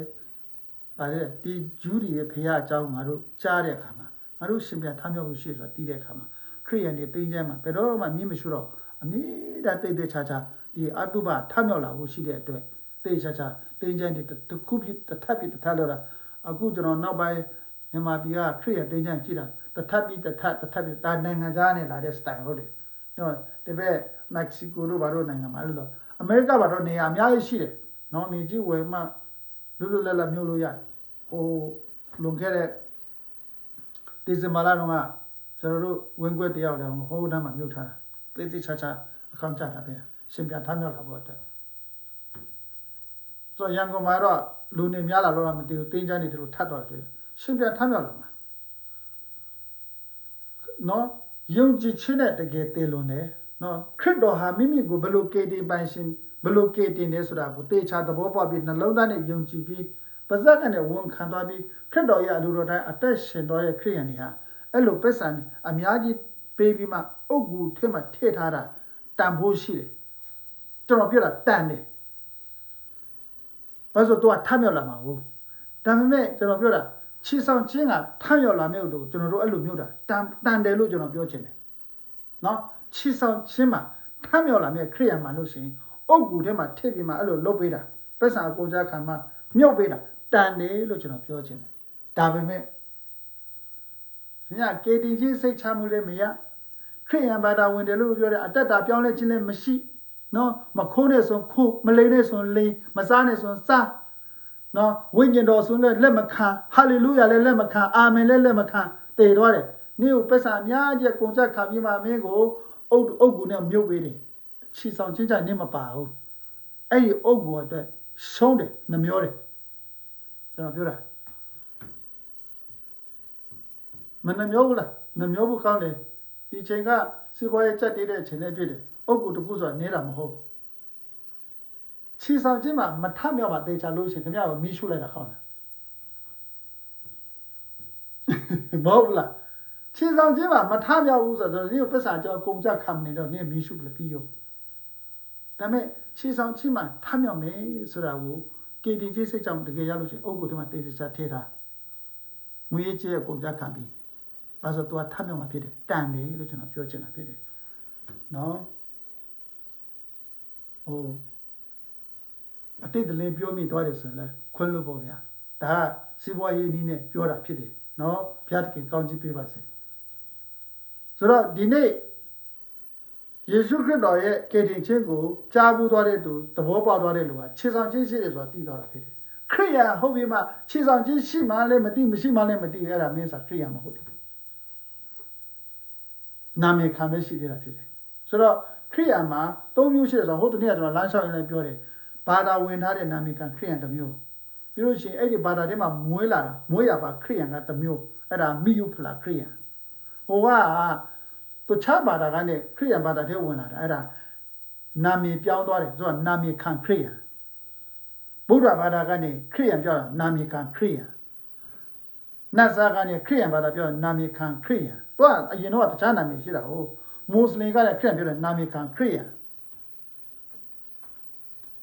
ဒါပေမဲ့အဲ့ဒီခရိယာအိမ်မှာမွေးလာလို့ရှိရင်တော့အဲ့ဒါနာမည်ခံခရိယာလုံးပုံအဲ့ဒါမိယုဖလာခရိယာအဲ့ဒီမိယုဖလာခရိယာနဲ့နာမည်ခံခရိယာတွေကအဲ့ဝင်ကလေးမပြောဘူးကေတီကြီးနားမလည်ဘူးကေတီကြီးကိုလက်မခံဘူးတန်ရှင်တော်ဝိညာဉ်တော်ညှင်းပေတယ်ရှင်ပြန်ထမြောက်ခြင်းကိုတန်ဖို့မထားဘူးခြေဆောင်ခြင်းကိုတန်ဖို့မထားဘူးကဲဒါပေမဲ့နောက်တစ်မျိုးရှိတယ်ဝိညာဉ်ကေတီချင်းရတဲ့ born again ခရိယာဆိုတာအဲ့ဒါကတော့ born again ခရိယာတွေဟာခြေဆောင်ခြင်းကိုအင်မတန်မျှော်လင့်တာဖြစ်တယ်ခရစ်တော်ပြောထားတဲ့ခြေဆောင်ခြင်းကိုအင်မတန်တောင်းတတာဖြစ်တယ်အဲ့လိုပြောတဲ့အခါဟိုးလွန်ခဲ့တဲ့အနှစ်2000တုန်းကတမန်တော်ကြီးပေတရုတို့ယောဟန်တို့နောက်မှလူမိုက်ဖျားမှုတော်ဆောင်ပြောင်းလဲလာတာတမန်တော်ကြီးရှင်ပေါလုတို့ဆိုတာသူတို့ဒီကခြေဆောင်ခြင်းကိုအလွန်တောင်းတတဲ့သူတွေဖြစ်တယ်ဘာဖြစ်လို့ခရစ်တော်ကသူတို့ကိုပြောတာဟုတ်ငါခြေဆောင်မယ်လို့ပြောတာဟုတ်ဒီနေ့ခရိယန်တွေလည်းပဲခြေဆောင်ခြင်းကိုတောင်းတတဲ့ခရိယန်ဖြစ်ဖို့လိုတယ်နာမည်ခံခရိယန်တွေခြေဆောင်ခြင်းကိုမတောင်းတမေယုဖလာခရိယန်တွေခြေဆောင်ခြင်းကိုမတောင်းတခြေဆောင်ခြင်းကိုဂရုကိုမဆိုင်တာသူတို့ခြေဆောင်ခြင်းကိုဂရုမဆိုင်တာဖြစ်တဲ့အတွက်ယေရှုခရစ်တော်တဘိုးမိုးမှာခြေဆောင်တဲ့အခါသူတို့မပါလို့ရှိရင်ခရစ်တော်ဘာမှအပြစ်တင်စရာအကြောင်းမရှိဘူးသူတို့မှဂရုမှမဆိုင်တာသူတို့မှစိတ်မှဝင်စားတာဟုတ် ကျွန်တော်တို့တွေကခြေဆောင်ချက်ကိုအင်မတန်စိတ်ဝင်စားတာဖြစ်တယ်။ဘာဖြစ်လို့လဲ why ဘာဖြစ်လို့ခြေဆောင်ချက်ကိုငါတို့စိတ်ဝင်စားတယ်လဲဆိုလို့ရှိရင်နော်ကောင်းကင်တမန်အကြောင်းလေးလာတယ်လားဒါပေမဲ့ခြေဆောင်ချက်အကြောင်းလေးပြောရအောင်နော်ဘာလို့အေလိယကိုအရှင်လည်းခြေဆောင်ထားတာဟုတ်ခြေဆောင်ချက်အကြောင်းကျွန်တော်ပြောမယ်ဆိုလို့ရှိရင်ဒီမှာတမန်ကျမ်းစာကဘာပြောတာဆိုတော့နော်လူကတခါတည်းတယ်ဆိုတာရှိတယ်နှစ်ခါတည်းတယ်ဆိုတာရှိတယ်တဲ့ဘယ်မှာပြောကျမ်းစာထဲမှာပြောထားတာနတ်စားမှာတခါပဲတည်တယ်နော်မွတ်စလင်မှာလည်းတခါပဲတည်တယ်ဟိန္ဒူမှာလည်းတခါပဲတည်တယ်ဗုဒ္ဓဘာသာမှာတော့အဖန်တလေးလေးတည်တာဖြစ်တယ်ဒါပေမဲ့အဲ့လိုပြောလို့ရှိရင်ဗုဒ္ဓဘာသာနဲ့ခရစ်ယာန်တွေနားမလဲဘာတွေပြောတာလဲဗုဒ္ဓဘာသာတဲ့တခါတည်းတည်တယ်လို့ပြောတယ် no ဗုဒ္ဓဘာသာကအဖန်တလေးလေးတည်တာဖြစ်တယ်လူဒီနားလေထားတယ်ပြောတာနတ်စားမှာကတခါပဲတည်ဖို့လို့ဗုဒ္ဓဘာသာမှာအဖန်တလေးလေးတည်ဖို့လို့နော်ဟိန္ဒူမှာဘယ်လိုတည်လဲမသိဘူးဒါပေမဲ့လောလောဆယ်တော့တခါပဲတည်တယ်လို့မှတ်ထားလိုက်ကျွန်တော်သူတို့ဘာသာအကြောင်းကောင်းကောင်းမသိဘူးမွတ်စလင်မှာလည်းတခါပဲတည်ဖို့လို့ဒါပေမဲ့တမန်ကျမ်းစာမှာနှစ်ခါတည်ဖို့လို့ဆိုပထမတစ်ခါတည်တာကတော့လူတိုင်းသိတယ်အဲ့ဒါဟိုတယောက်တည်သွားပြီတဲ့ဥပဒုပဒုတည်သွားပြီ RIB ဆိုအဲ့ဒါတည်သွားပြီအဲ့ဒါပထမတစ်ခါတည်တော့တာအဲ့ဒါတမန်ကျမ်းစာမှာအဲ့ဒါပထမတစ်ခါတည်တော့ခေါ်တယ်ဒါဆိုနှစ်ခါတည်ကဘယ်လိုဖြစ်လာလဲနှစ်ခါတည်ကဘယ်အချိန်မှာဖြစ်တယ်လေဆိုလို့ရှိရင်ပထမတစ်ခါတည်သွားတဲ့လူဟာယေရှုခရစ်တော်ကိုမိမိကေတီပိုင်ရှိပြီးယုံကြည်စိတ်ချဖြစ်သူတည်လွန်သွားလို့ရှိရင်ခန္ဓာကိုယ်ကတိမ်ချိုင်းမှာရှိတယ်ဝိညာဉ်ကကောင်းကင်နိုင်ငံရောက်သွားပြီဒါကတစ်ခါတည်သွားတဲ့လူတော့ခြေဆောင်ချင်းရောက်လာတဲ့အခါကျလို့ရှိရင်ဘာဖြစ်လာဆိုတော့အဲ့ဒီကောင်းကင်မှာရောက်နေတဲ့ဝိညာဉ်တွေဟာမြေကြီးပေါ်ကိုယေရှုနဲ့အတူဆင်းလာတယ်ကောင်းကင်တမန်နဲ့အတူဆင်းလာပြီးမှတိမ်ချိုင်းကနေရှင်ပြန်ထမြောက်တယ်ဆိုတော့သူကတစ်ခါတည်ပြီးမှတစ်ခါထမြောက်တာအဲ့တော့သူအဲ့ဒီထမြောက်တဲ့သူကိုတခါတည်းသူကကောင်းကင်နိုင်ငံခန္ဓာကိုယ်ပါလဲခြေဆောင်တာဖြစ်တယ်ယေရှုခရစ်တော်ကိုခြေဆောင်တကယ်တော့အဲ့လိုခြေဆောင်မှာယေရှုဒါကကျွန်တော်ပြောတာမဟုတ်ယေရှုကပြောတာအဲ့တော့တကယ်ခရစ်တော်နဲ့တွေ့သွားတဲ့လူကတစ်ချိန်တည်ပြီးမှတစ်ခါထမြောက်မှာဖြစ်တယ်ဟာလေလုယာပြီးလို့ရှိရင်နောက်တစ်ခါတည်စရာမလိုတော့ကောင်းကင်နိုင်ငံတက်သွားတာခန္ဓာကိုယ်ပါလဲတက်တာဒါပေမဲ့ခုနနှစ်ခါတည်တယ်ဆိုတော့ဘယ်ကနေလာတယ်လဲဆိုလို့ရှိရင်အဲ့ဒီပထမခြေဆောင်ခြင်းမှာပါမသွားတဲ့လူတွေမြေကြီးအောက်မှာဆက်ပြီးမှအိပ်ပျော်နေတာဖြစ်တယ်ဘေးဒဏ်ကြီးကာလနော်အနည်း1000လွန်သွားပြီးတဲ့နောက်မှာဘာဖြစ်လာဆိုတော့တရားစီရင်မှုအတွက်အဲ့ဒီလူတွေကိုထမြောက်ခိုင်းမှာဖြစ်တယ်ဒီလူတွေကိုဒုတိယထမြောက်ခြင်းလို့ခေါ်တယ်ဒီလူတွေထမြောက်တဲ့အခါမှာသူတို့ဟာယေရှုခရစ်တော်ကိုညှင်းပယ်တာဖြစ်တယ်ယေရှုခရစ်တော်ကေတင်ရှင်ဖြစ်သူတို့လက်မခံတာဖြစ်တဲ့အတွက်သူတို့ရဲ့အပြစ်နဲ့ညီလို့ညီဆိုသူတို့ကိုတရားစီရင်တယ်ဒါမဲ့ဒါသူတို့ရဲ့ထမြောက်ခြင်းကိုဒုတိယထမြောက်ခြင်းလို့ခေါ်တယ်ပြီးလို့ချင်းသူတို့ကိုပဲမှပြစ်ထည့်တယ်ဆိုလို့ချင်းသူတို့ကိုကောင်းကင်နိုင်ငံမထည့်ဘူးသူတို့ထာဝရမြေကြီးကိုပြစ်ထည့်တာဖြစ်တယ်ဗျာဒိတ်ကျအခန်းကြီး20အငယ်15အဲ့ဒါကိုဒုတိယသေခြင်းလို့ခေါ်တယ်ထာဝရမြေကြီးမှာထာဝရကာလထင်နေရတယ်ဒါကြောင့်သေခြင်းကတမန်ကျမ်းစာထဲမှာ2မျိုးထည့်ထားပေးတယ်ရှင်ပြန်ထမြောက်ခြင်း2မျိုးထည့်ထားပေးတယ်ပထမ1မျိုးဟာခြေဆောင်ခြင်းဖို့ခြေဆောင်ခြင်းမှာမပါခဲ့တဲ့လူကဒုတိယထမြောက်ခြင်းတွေမှာထမြောက်မှာဖြစ်တယ်အဲ့ဒီလူတွေဟာဒုတိယသေခြင်းအတွက်ဖြစ်တယ်ဆိုတော့ဒုတိယသေခြင်းမှာဒုတိယထမြောက်ခြင်းမှာပါသွားတဲ့လူတွေဟာပါတဲ့လူဟာဒုတိယသေခြင်းကိုဧကမှာခံရမှာဖြစ်တယ်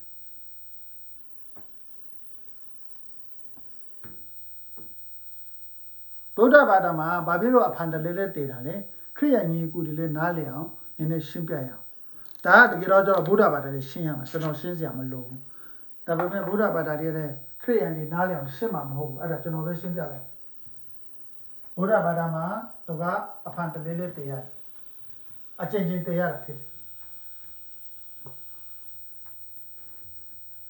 ဒါကနဝါဒါကကျွဲဒါကမင်းဒါကခွေးဒါကလူဆိုတော့ဗုဒ္ဓဘာသာမှာအဖန်တလဲလဲတည်တယ်ဆိုတာဘာကိုပြောတာလဲဆိုလို့ရှိရင်ဥပမာဒီလူကအလူတောင်းလို့ထားပါတော့ကျွန်တော်ပဲထားလိုက်သူများနဲ့မနိုင်တော့ ကျွန်တော်ကဘာဟုတ်တယ်လဲကျွန်တော်ကဗုဒ္ဓဘာသာဘယ်သူကိုယ်လဲဂေါတမကိုယ်လဲကျွန်တော်ကဂေါတမကိုယ်တယ်ကျွန်တော်ကဗုဒ္ဓဘာသာဟုတ်တယ်ကျွန်တော်ကလူဖြစ်တယ်ဒါနဲ့တရက်ကြတော့ကျွန်တော်ကတည်သွားတယ်ကကျွန်တော်ကိုတကြူလိုက်တဲ့အခါကျွန်တော်ချက်ကဘာထွက်လာဆိုကျွန်တော်ဝိညာဉ်ထွက်လာတာဖြစ်တယ်ဝိညာဉ်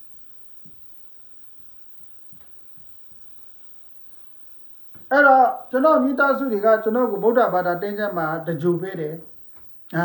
သူတို့ကျွန်တော်ကိုရက်လက်စွန်း9ရက်ပေါ့ကျွန်တော်ဝိညာဉ်ကို9ရက်အိမ်မှာခေါ်ပြီးမှသူတို့ကျွေးပေးတယ်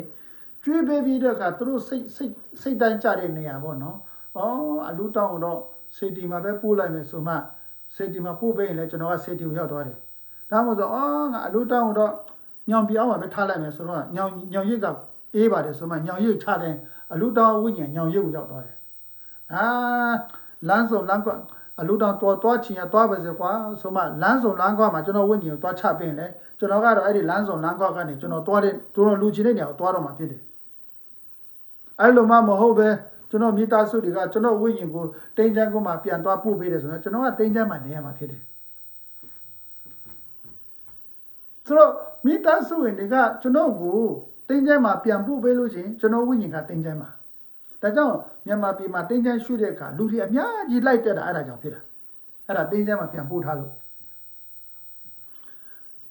ကျွန်တော်ဝိညာဉ်ကိုညောင်ပြည်မှာထားရင်တော့ကျွန်တော်ညောင်ပြည်ကနေစပြီးမှလှုပ်ရှားမှာဖြစ်တယ်ကျွန်တော်ဝိညာဉ်ကိုလမ်းစုံလမ်းကွက်မှာထားရင်တော့အဲ့ဒီလမ်းစုံလမ်းကွက်ကနေကျွန်တော်ကြိုက်တဲ့ဘက်ကိုသွားမှာဖြစ်တယ်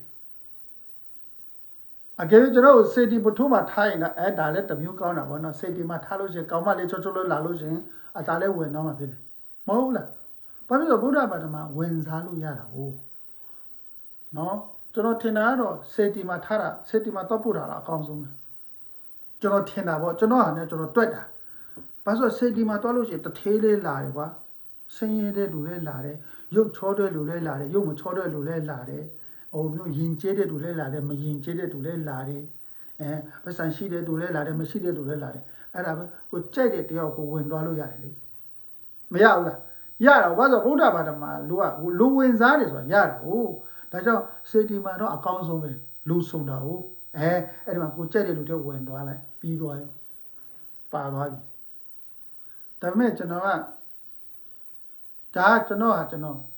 imagination ကျွန်တော်ကအဲ့လိုမျိုးစဉ်းစားတာဒါပေမဲ့ကျွန်တော်မိသားစုကကျွန်တော်ကိုညောင်ပြောင်းပို့ပေးကျွန်တော်မလုပ်ဘူးညောင်ပြောင်းမှာနေရအောင်ဟုတ်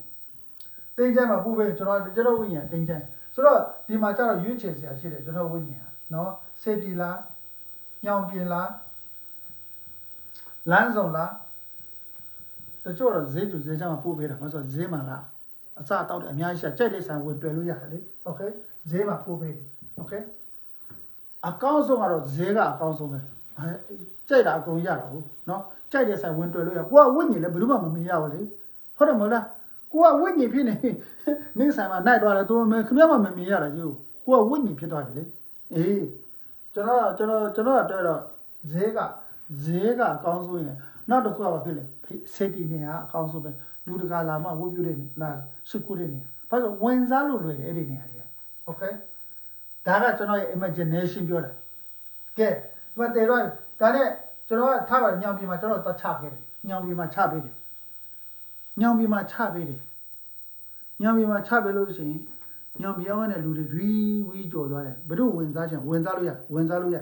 ညောင်ပြောင်းမှာလာထိုင်ပြီးမှဆက်လက်လာခူးတောက်နေတာတို့ညောင်ပြောင်းမှာဘယ်လိုလာမလဲကျွဲလဲလာမယ်နွားလဲလာမယ်ခွေးလဲလာမယ်ကြိုက်တဲ့အကောင့်ထဲဝင်သွားလို့ရတယ်ခွေးထဲမှာဝင်ချင်တဲ့တဘောဝက်ထဲမှာဝင်ချင်တဲ့တဘောနွားထဲမှာဝင်ဘာဖြစ်လို့လဲဗုဒ္ဓဘာသာမှာကဝင်စားလို့ရတယ်သတိစာအသေးကိုဝင်စားသွားလို့ရတယ်လူဝိညာဉ်ကဒါကြောင့်ကျွန်တော်ကဥမာခွေးတဲ့ကိုဝင်စားလိုက်တယ်ထားပါတော့ညောင်ပြောမှာခွေးတစ်ထင်းနဲ့ခွေးနဲ့လာသွားတယ်ဆိုတော့အဲ့ဒီခွေးပိုင်ရှင်ကညောင်ပြောမှာနေမှခွေးကလေးကိုအရာတမိုးထားတာတွေ့တဲ့အခါအဲ့ဒီလိုကဘာလို့ခွေးကိုကျွတ်မွေးလိုက်တဲ့ချီတဲ့ကုန်းပေးတယ်ဆိုတော့အဲ့ဒါတွေ့တဲ့အခါဒီတစ်ခါကခွေးထဲမှာဝင်စားလိုက်လှုပ်လို့ရတယ်လေအဲ့ဒီမှာခွေးထဲဝင်စားတော့ကိုကဘာဖြစ်သွားလဲခွေးထဲဝင်စားသွားပြီကိုယ့်ရဲ့ခန္ဓာကိုယ်ကတင်းကျပ်မှာပြစ်ထားခဲ့တယ်ကိုယ့်ရဲ့ဝိညာဉ်ကခွေးထဲကိုရောက်သွားတယ်အဲ့ဒီအိမ်မှာဘယ်နှစ်နှစ်နေလိုက်လဲ10နှစ်နေလိုက်တယ်ထားပါတော့ဒါနဲ့တရေကြောင့်ခွေးရတည်သွားတယ် ခွေးတေတော့ဘာလို့လဲခွေးကြတော့ဘယ်လိုလုပ်လဲမပြောတတ်ဘူးလေခွေးပိုင်ချင်းခွေးဘယ်လိုလုပ်ကျွန်တော်ပြောတတ်ခွေးတေးချမ်းပို့တာမပြောတတ်အင်းသားမှာပဲမြုပ်သလား I don't know ခွေးတေတော့တယ်ဆိုလို့ရှိရင်ဘာဖြစ်လဲတခါဝိညာဉ်ထွက်လာပြန်ရောတခါခွေးဝိညာဉ်ထွက်လာတာမဟုတ်ဘူးနော်လူဝိညာဉ်ထွက်လာတာဘာဖြစ်လဲဘာထွက်လာလဲဝိညာဉ်ကထွက်လာပြီတခါခွေးကတေတော့တယ်ခိုးတဲ့ကထွက်လာရတာဖြစ်တယ်ဒီတခါဘယ်ထဲဝင်မလဲခွေးကတော့တေတော့ပြီနောက်တစ်ခါဘယ်ထဲဝင်မလဲအဲ့ဒါနဲ့ရက်ွက်တဲ့လျှောက်တော့ရင်ဝိညာဉ်ကတော့လူဝိညာဉ်ပဲရှိသေးတယ်နော်အဲ့ဒါနဲ့လျှောက်တော့တော့ဘယ်မှာတွေ့လဲဟိုအိမ်ထဲမှာမီးလာလာလေးတစ်စီမွေးထားတာတွေ့တယ်ပိုင်ရှင်ကအရန်ကိုအဲ့ဒီမွေးမြင်းကိုယူဆက်တွေ့တယ်မထူပါဘူးကငါဒီမြင်းကကောင်းကောင်းမကျွေးမွေးတာတွေ့တယ်ငါမြင်းထဲမှာနေဆိုမြင်းထဲမှာဝင်စားလိုက်ရောဒီတခါဝိညာဉ်ပဲကိုလူဝိညာဉ်ပဲမြင်းထဲကိုရောက်သွားပြီမြင်းအထဲကိုရောက်သွားပြီလူဝိညာဉ်အဲ့ဒီမြင်းဘွားနဲ့ဘယ်လောက်နေတော့လဲအဲ့ဒီမြင်းက15နှစ်မှတည်သွားတယ်ဆိုတော့တည်သွားတဲ့ကတခါပြန်ထွက်လာပြန်ပြီကိုဝိညာဉ်ထွက်လာပြန်တခါလူဝိညာဉ်ထွက်လာပြန်ပြီဒီတခါလူဝိညာဉ်ပဲဝင်စားမလဲတခါရှားတော့မှဖြစ်တယ်ဒါနဲ့လေတော်တွေကိုဖြတ်တော့လေထဲမှာကျွဲတွေးလိုက်တယ်ကျွဲရှင်နဲ့ကျွဲနဲ့အစင်ပြေနဲ့တွေးလိုက်တော့မထူပါဘူးကျွဲထဲမှာဝင်စားလိုက်ကျွဲထဲမှာလူဝိညာဉ်ပဲတော့ကျွဲထဲရောက်တော့တခါအဲ့နဲ့15နှစ်လောက်နေတော့ဘာဖြစ်သွားလဲအဲ့ဒီကျွဲကအိုသွားကျွဲပိုင်ရှင်ကနတယုံရောင်းစားလိုက်နတယုံကတော့တပ်လိုက်တော့နတယတပ်လိုက်လူဝိညာဉ်ထွက်လာပြန်တခါကျွဲဝိညာဉ်ထွက်လာတာမဟုတ်တော့လူဝိညာဉ်ထွက်လာတာလူဝိညာဉ်ထွက်လာတဲ့တခါတော့ဘယ်လိုတော့ဒီကတော့နွားတွေတပုံကြီးကျက်စားတဲ့အတွက်တခါနွားတွေဝင်သွားတယ်ဒါကြောင့်အဖန်တလေးလေးတေပေးရတယ်ဆိုအဲ့ဒါကိုပြောတာဒါမဲ့လူဘွားနဲ့တေတာကတော့တစ်ချိန်ပဲဟုတ်တယ်ဒါပေမဲ့အချိန်ချင်းဝင်စားပြီးမှအချိန်ချင်းသွားမှတေနေတာဖြစ်တယ်ဒါကဗုဒ္ဓဘာသာမှာ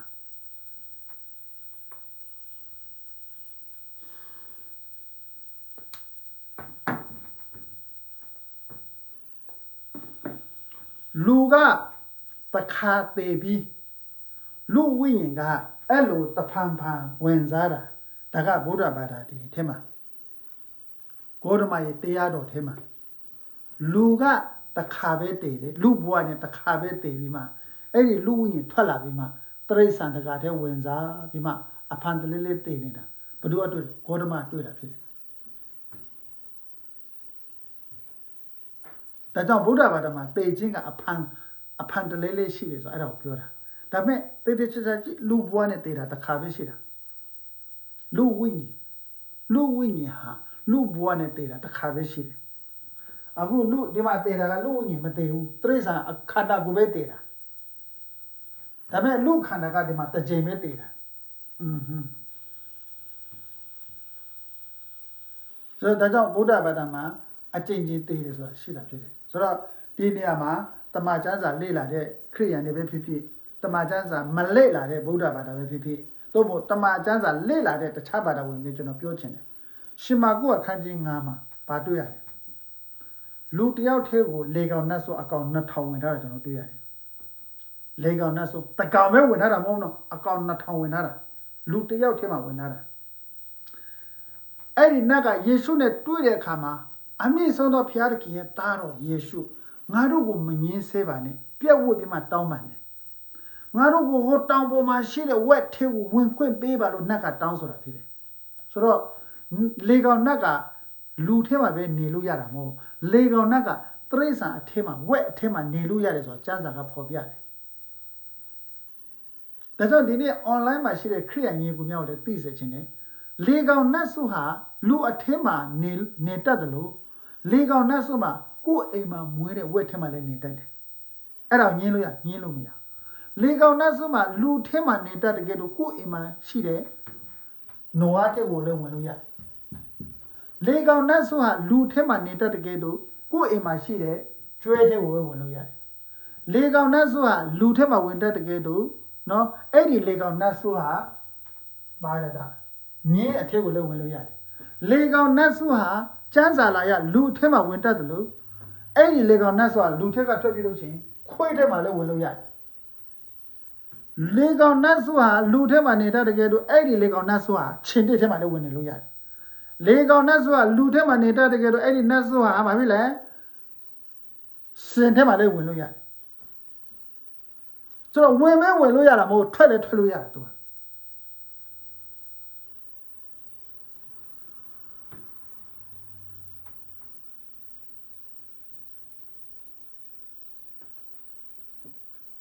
မာနကကနဦးကလေးကနေသူကဝိညာဉ်ဖြစ်တယ်ဖျားတခင်ရဲ့နိုင်ငံတော်ကနေသူ့ကိုနှင်ထုတ်လိုက်တဲ့အချိန်ကစပြီးသူကမာနကဝိညာဉ်ဖြစ်တယ်လေကောင်နတ်ဆိုတာဝိညာဉ်ဖြစ်တယ်โอเคနတ်အမျိုးရှိတယ်အိန္ဒိယပြည်ကလူတွေနတ်ကိုးကွယ်တယ်3.3 တန်းနတ်ကမတူညီတဲ့နတ်က3.3 တန်းရှိတယ်အကုန်လုံးကဝိညာဉ်ပဲမွတ်စလင်မှာလည်းမာနဆိုတာမရှိတော့ရှိတယ်အဲ့ဒီမာနကခန္ဓာမရှိဘူးသူကဝိညာဉ်ဖြစ်တယ်ဗုဒ္ဓဘာသာမှာလည်းမာနဆိုတာမရှိတော့ရှိတယ်အဲ့ဒီမာနကဝိညာဉ်ဖြစ်တယ်လေကောင်နတ်ဆုဆိုတာဝိညာဉ်ဖြစ်တယ်တရားမင်းဆိုတာလည်းဝိညာဉ်ဖြစ်တယ်လောကပါဠနမင်းကြီးဆိုတဲ့ဝိညာဉ်နဂါဆိုတာလည်းဝိညာဉ်ဖြစ်တယ်သူကဆိုတော့အဲ့ဒီနတ်ဒီတဘာဝကလူအထက်မှာဝင်လို့ရတယ်ဆိုတာကိုဘာဖြစ်လဲတမန်ကျမ်းစာမှာပြောလားပြောထားတာဖြစ်တယ်နတ်ရဲ့တဘာဝကလူထက်မှာဝင်လို့ရဆိုတာဟိန္ဒူကျမ်းမှာမေးတော့ရေးထားတာဖြစ်တယ်မွတ်စလင်ကျမ်းမှာရေးထားတယ်ခရိယန်ကျမ်းမှာရေးထားတယ်နတ်ရဲ့ကျမ်းမှာရေးထားနတ်ကလူထဲကိုဝင်လို့ရဆိုတာရေးထားပြီးသားဖြစ်တယ်လူထဲမှာပဲဝင်လို့ရတာမဟုတ်တရိษံထဲမှာဝင်လို့ရတယ်ဆိုတာမေးတော့ရေးထားတာဖြစ်တယ်ဒါကဘာသာအကလုံးကသိဖြစ်တာဖြစ်တယ်နတ်ကလူထဲကိုဝင်လို့ရတယ်ဆိုတာရေးထားပြီးသားအဲ့ဒီတခုပဲရေးတာမဟုတ်နတ်ကတရိษံထဲကိုဝင်လို့ရတယ်ဆိုတာရေးထားတာဖြစ်တယ်ဒါကြောင့်ဟိုးလွန်ခဲ့သောနှစ်ပေါင်း3400ဒီကာလလူတွေအီဂျစ်ပြည်မှာနေတဲ့လူတွေဘာကိုကိုးကွယ်လဲနဝါနတ်ကိုကိုးကွယ်တာနတ်ကနဝါထဲကိုဝင်တော့လူတွေကနဝါကိုကိုးကွယ်တော့တာဒီနေ့ငါတို့အိန္ဒိယချင်းနော်မြန်မာပြည်ရဲ့အိန္ဒိယချင်းအိန္ဒိယနိုင်ငံနဝါကိုမကိုးကွယ်အဲ့ဒီနဝါယူနဝါမအထက်မှာနတ်ဝင်ထားတာဘာလနတ်ဝင်ထားတာဘာလနတ်ဘဲလို့ခေါ်တာပေါ့နော်ကျွန်တော်မသိတဲ့လူကဟာဒီလူနဲ့နဝါနဲ့ဘာလုပ်နေလဲ no အဲ့ဒီနဝါထဲမှာနတ်ဝင်ထားလို့သူတို့အဲ့လိုကိုးကွယ်တာဆိုတော့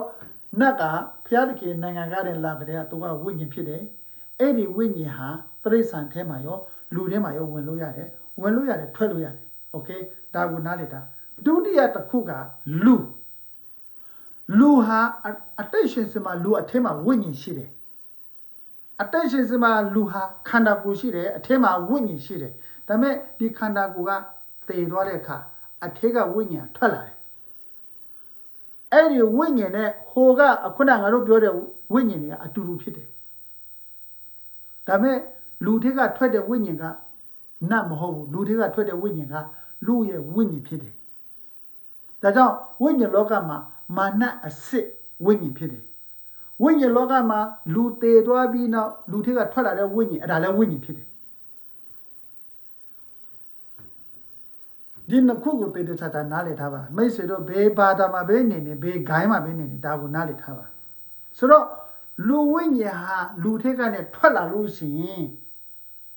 သူကကောတရိษံထဲဝင်လို့မရတာဝင်လို့ရတယ်သူကလူထဲမှာပြန်ဝင်လို့မရဝင်လို့ရတာဖြစ်တယ်ဟိုနတ်ကလည်းတရိษံထဲမှာဝင်လို့ရတယ်လို့လူထဲမှာဝင်လို့ရတယ်ထိုနေ့လည်းကပဲလူထက်ကထွက်လာတဲ့လူရဲ့ဝိညာဉ်ကလည်းပဲတရိษံထဲမှာဝင်လို့ရတယ်လို့လူထဲကိုလည်းဝင်လို့ရတယ်ဒီအထီတော့နားလည်ထားဖို့လို့ဆိုအဲ့ဒီထဲမှာမှအဲ့ဒါကြော်သွားလို့ရှိရင်အထုတတိထားဖို့လိုတာကအခုအတိတ်ရှင်စင်မှာခင်ဗျာတည်သွားတဲ့လူရဲ့ဝိညာဉ်ကိုမမြင်ရ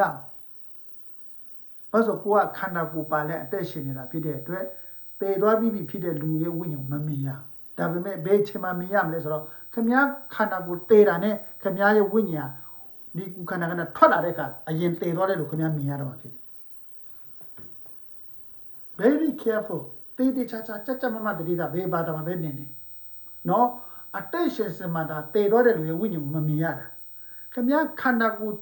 တည်တာနဲ့ဝိညာဉ်ထွက်လာပြီဆိုတော့တည်တဲ့လူခင်ဗျာတခါတည်းမြင်ရတော့မှာဖြစ်တယ်ဘာလို့ဆိုတော့ခင်ဗျာဝိညာဉ်လောကကိုရောက်တော့တဲ့အတွက်ဖြစ်တယ်ထိုနေ့လည်းကောင်းပဲအတိတ်ရှင်စမှာခင်ဗျားတို့အဲ့ဒီနတ်ဘလူးတို့နတ်ချင်းတိတ်တို့နော်နတ်နဂါးတို့ဆိုခင်ဗျားမမြင်ရဖို့အင်မတန်ခေးရင်တာဖြစ်တယ်သူတို့မပြလို့ရှင်မြင်လို့မရဒါပေမဲ့ခင်ဗျားဟာဒီလူလောကနဲ့တ ခန္ဓာကိုယ်တည်ပြီးမှခင်ဗျားဝိညာဉ်ထွက်လာတဲ့အချိန်ကစပြီးနဂါးကိုရောခွေးကိုရောအဆွေတွေအဆုံရှိတဲ့ဟာရောအဲ့ဒီဟာနုမာနတို့ခိရှိနာတို့တွေးတာရေးရေးနေအကုန်လုံးခေါင်းမပါတဲ့လူခြေတော့မပါတဲ့လူတကူလုံးမျက်စိကြီးပဲဖြစ်တဲ့လူရောနဂါးကိုရောခြင်တဲ့ကိုရောနော်တမန်ကျမ်းစာထဲမှာရေးထားတယ်ပါပဲလေခေါင်း9လုံးတို့နော်ခေါင်းနှလုံးတို့ခေါင်း9လုံးတို့လူရဲ့ကူခန္ဓာပါပြီးမှအောက်မှာကတော့ဘာဖြစ်လဲငါးဖြစ်နေတာတို့အောက်ပိုင်းကတော့မီးဖြစ်မှအပေါ်ကတော့လူဖြစ်နေတာတို့နော်ဂျူးပါတာတို့အကလုံးမြင်ရမှာဖြစ်တယ်ကျွန်တော်ပြောတာအဲ့ဒါခင်ဗျားတို့မြင်ချင်တယ်လား you want to see do you want to see အဲ့ဒါကိုမြင်ချင်တယ်လားတည်သွားပြီးတဲ့နောက်အဲ့ဒီဝိညာဉ်လောကခင်ဗျားမြင်ချင်တယ်လားကျွန်တော်ကတော့မမြင်ချင်ဘူး why ဘာကြောင့်လူလောကနဲ့မတူတော့တဲ့အတွက်ဖြစ်တယ်နော်ဒါကြောင့်သူတို့ကဘယ်လိုဖြစ်သွားမလဲဆိုလို့ရှိရင်အသက်ရှင်လက်ရှိတဲ့ငါတို့ကိုလည်းမြင်ရမှာဖြစ်တယ်ပြီးတော့တစ်ဖက်ကတည်တော့တဲ့လူကိုလည်းမြင်ရမှာဖြစ်တယ်ပြီးလို့ရှိရင်တစ်ဖက်ကနတ်ဆိုအစစ်အဲ့ဒီကဘာပေါ်မှာအင်မတန်ပိုးကျွယ်ဝတဲ့အဲ့ဒီနတ်အစစ်အဲ့ဒါတို့သူတို့မြင်ရမှာဖြစ်တယ်မွေတွေကိုသူတို့မြင်ရတော့မှာဖြစ်တယ်အိုးခင်ဗျာသူတို့မြင်တော့သူတို့ပြောတဲ့စကားခင်ဗျားကြားမယ်ခင်ဗျားပြောတာအဲ့ဒီဒါမကောက်ခင်ဗျားကဖမ်းပြီးမှသူတို့ကြက်တယ်ခင်ဗျားခိုင်းစားမှာဖြစ်တယ်ဖြစ်ချင်လား do you want to be like that 你ဖြစ်ချင်လားအဲ့လိုခံစားချင်လား you think about that တေလုံကြီးတစ်ဖက်ကမလွယ်ဘူးဆိုတော့ပြောတာလူတွေကအဲ့ဒါမစဉ်းစားဘူးဒါကြောင့်လူတွေကကြိုက်တဲ့ဖြစ်အာကိုတမကိုကွယ်တယ်ယာကိုကွယ် no problem no problem ကိုတမကိုကွယ်တေတော့ဘာလို့လဲခန္ဓာကိုယ်တင်းချမ်းပို့ပေးတယ်ဟုတ်ပြီဝိညာဉ်ကကြတော့ဝိညာဉ်ကိုလည်းတင်းချမ်းမှပို့ပေးတယ်တင်းချမ်းပြောင်းတဲ့အခါဘယ်လိုပါလဲခမည်းပါတယ်ဒီပါဆူရကတော့တင်းချမ်းဖြုတ်ပြတော့မယ်တင်းချမ်းမောက်လာတော့မယ်ဟေးနေတို့တင်းချမ်းအတိသွားမယ်ဆိုဖားတာခမည်းကအဲ့ဒီမှာကားပေါ်တက်ရတာဖြစ်တယ်ဒီမှာလန်တော့မလို့နောက်တခြားတင်းချမ်းပဲခမည်းပြောင်းအောင်ပါအဲ့တော့ခမည်းပြောင်းတဲ့အခါခမည်းတရားပဲပြောင်းတာမဟုတ်အဲ့ဒီတင်းချမ်းမှာရှိတဲ့တရက်ကွက်လုံးပြောင်းတာဖြစ်တယ်အဲ့ဒီပြောင်းသွားတဲ့အထက်မှာအဲ့ဒီတင်းချမ်းတရက်ကွက်လုံးပြောင်းတဲ့အခါမှာအဲ့ဒီရက်ကွက်ထဲမှာဘာရှိတယ်အဲ့ဒီတင်းချမ်းဆိုတဲ့အဲ့ဒီရက်ကွက်ထဲမှာဘာရှိလဲလူတတ်သမားရှိတယ်မဒိန်သမားလည်းရှိတယ်ဖိုးသမားလည်းဒီမှာမြုပ်ထားတယ်တခိုးလည်းမြုပ်ထားတယ်ပြည်တစားမလည်းမြုပ်ထားတယ် AIDS နဲ့တည်တဲ့လူတွေဒီမှာမြုပ်ထားတယ်နော်လူတကောက်လူလေကြတဲ့လူတွေဒီမှာမြုပ်ထားတယ်အာနာရှင်လည်းဒီမှာမြုပ်ထားတယ်လူယူလည်းဒီမှာမြုပ်ထားတယ်လူအစုံမြုပ်ထားတာအဲ့ဒီမှာဆိုတော့တင်းချမ်းဆွေးတာနောက်မှာထားခမည်းတည်သွားပြီးခမည်းဝိညာဉ်တင်းချမ်းမှာရောက်တဲ့နေ့ကစားပြီးခမည်းမမြင်ချင်တဲ့လူမြင်ရမှာဖြစ်တယ်ကဘာကြီးမှာပဲဖိုးသမားမြင်ရမှာဟိုမှာလည်းဖိုးသမားမြင်ရမှာဖြစ်တယ်ကဘာကြီးမှာပဲခမည်းဟိုမျိုးပါလဲအရက်သမားကိုမြင်ရမှာဟိုမှာလည်းအရက်သမားမြင်ရမှာဘာလို့ခမည်းဟိုမှာအရက်သမားရှိတာမြင်ချင်လားအဲ့လိုမျိုးတင်းချမ်းမှာခမည်းနေချင်လားခန္ဓာကိုယ်မပြောဘူးနော်ခန္ဓာကိုယ်ကိုလွန်သွားပြီးခမည်းဗုဒ္ဓဘာသာတင်းချမ်းမှာအဲ့ဒါခမည်းနေနိုင်မလားအဲ့ဒါ Can you stay there မနေချင်တဲ့နေရာမှာပဲအဲ့တော့တင်းကြတဲ့မှာတော့ရှိမယ်ဘိန်းစားရှိမယ်အရက်သမားရှိမယ်လူမိုက်ရှိမယ်လူတကောင်လိုက်ရတဲ့လူရှိမယ်ခံနိုင်လားခင်ဗျမခံနိုင်တဲ့နေရာမှာပဲတင်းချမ်းကိုပြောက်လို့ရှိရင်တင်းချမ်းကိုအုပ်တဲ့လူကရှိသေးတယ်ရက်ွက်တဲ့မှာပဲရက်ွက်ကိုအုပ်တဲ့လူရှိတာမဟုတ်တင်းချမ်းမှာလည်းတင်းချမ်းကိုအုပ်တဲ့လူရှိတယ်အဲ့ဒီတင်းချမ်းအုပ်တဲ့လူကနိမလောက်ရအောင်ဆိုနိဘာတတ်နိုင်မတတ်နိုင်ဘာမတတ်နိုင်အဲ့ဒါတင်းချမ်းမှာရှိတဲ့လူသေးကိုတင်းချမ်းမှာရှိတဲ့လူကပြန်အုပ်တာအဲ့ဒီအထက်မှာကျမှတခါမာနကတခါအုပ်ပြန်တာအဲ့ဒါတင်းချမ်းဆောင်နတ်လို့ခေါ်တယ်တင်းချမ်းဆောင်နတ်ကလူမဟုတ်တော့နတ်အစစ်အဲ့ဒီတင်းချမ်းဆောင်နတ်အုပ်တဲ့အတိုင်းလည်းခမည်းခံရမှာဖြစ်တယ်လို့အဲ့ဒီတင်းချမ်းမှာရှိတဲ့လူတေဝိညာဉ်ကခမည်းကိုအုပ်တာလည်းခမည်းခံရမှာဖြစ်တယ်နေလို့ကောင်းလားတင်းချမ်းဆိုတာနေလို့မကောင်းဘူးဒါကြောင့်ကျွန်တော်ပြောတာလူတေဝိညာဉ်ဗုဒ္ဓဘာသာတွေတည်သွားလို့ရှိရင်တင်းချမ်းကိုရစ်လေဆွန်းကျွေးပြလို့ရှိရင်တင်းချမ်းကိုသွားမပို့နဲ့ဘာဖြစ်လို့တင်းချမ်းမှာမကောင်းတဲ့လူတွေအများကြီးရှိတယ်ပို့တော့ဗါလဲလမ်းစုံမှာပို့လိုက်အမောအကောင်းဆုံးတော့ဖျားမှာတော့ပို့လိုက်ဒါမှမဟုတ်ဈေးကျူဈေးကြပို့စားဝတ်နေရဲ့အတွက်အဆင်ပြေချင်လို့ဈေးကျူဈေးကြမှာပို့ဘာလို့လဲခင်ဗျတင်းချမ်းကိုပြန်ပို့လို့ရှိရင်အဲ့ဒီမှာလူအရန်ဆောင်တာမလွယ်ဘူးခင်ဗျလူကယူလို့ဆိုပို့ဆိုးတယ်ကွာမလွယ်ဘူးဘာကျွန်တော်ပြောပြမယ်ထောင်ထဲမှာဝင်လို့ရှိရင်ထောင်ထဲမှာရှိလို့ထောင်ထဲမှာလူမိုက်ရှိတယ်လူမိုက်ဖြစ်လို့ထောင်ကြတာထောင်ထဲမှာရှိလို့လူမိုက်ရှိသေးတယ်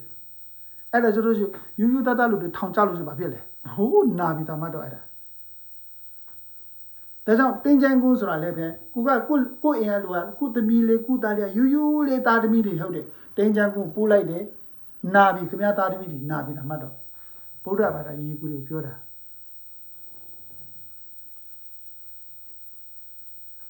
ဒါကြောင့်ကျွန်တော်တို့တွေကတေလွန်သွားတဲ့ဗုဒ္ဓဘာသာတွေဝိညာဉ်အဲ့လိုခံရမှာဆိုငါတို့သိတဲ့အတွက်ယေရှုခရစ်တော်ရဲ့ကယ်တင်ခြင်းဆိုတာရှိတယ်ယေရှုခရစ်တော်ကိုယုံကြည်လို့ရှိရင်ခမည်းဝိညာဉ်ဟာတင်းချမ်းကိုမှာအနိုင်ကျင့်ခံစရာမလိုဘူးကောင်းကင်တမန်တွေကတခါတည်းလာခေါ်ပြီးမှကောင်းကင်တက်တာအဲ့တော့ကောင်းကင်နိုင်ငံမှာခေါ်တော့တာဖြစ်တဲ့အတွက်အဲ့လိုလူမိုက်မရှိဘူးကောင်းကင်နိုင်ငံမှာကောင်းကင်နိုင်ငံမှာဖရာတခင်ရှိတယ်တင်းချမ်းမှာဖရာမရှိဘူးကောင်းကင်နိုင်ငံမှာယေရှုခရစ်တော်ရှိတယ်လူကိုဖန်ဆင်းတဲ့ဖရာရှိတယ်ကိုယ့်ရဲ့တာသမီတွေယူယူသားသားတာသမီတည်သွားရင်တော့အဲ့လိုမျိုးကောင်းတဲ့နေရာကိုရောက်ပါစေမိဘတွေတေချာလို့ကျွန်တော်ပြောတာအဲ့လိုတင်းချမ်းကိုမှအဲ့လိုမျိုးဝိညာဉ်တွေခံရတာမရှိဘူးဆိုလို့ရှိရင်ကေတင်ချင်းဟောစရာမလိုဘူးဒါကဘုရားဘာသာညီကိုနားလေလို့လွယ်တဲ့ဟာပြောတာခင်ဗျာဘာသာခင်ဗျာမကယ်ဘူးခင်ဗျာဖျက်လက်ခင်ဗျာမကယ်ဘူးခင်ဗျာတင်းချမ်းမှာခင်ဗျာနာဖို့တာတင်တာကိုမွေးရတဲ့တာသမီယူယူသားသားလေးတွေတည်သွားတယ်ပြတည်သွားတင်းချမ်းမှာတခြားဘတို့နိုင်ကြည့်မှာတင်းချမ်းကောလူတွေနိုင်စားမှာနေတာသမီအတုပကိုမနိုင်စားဝိညာဉ်ကိုနိုင်စားမှာ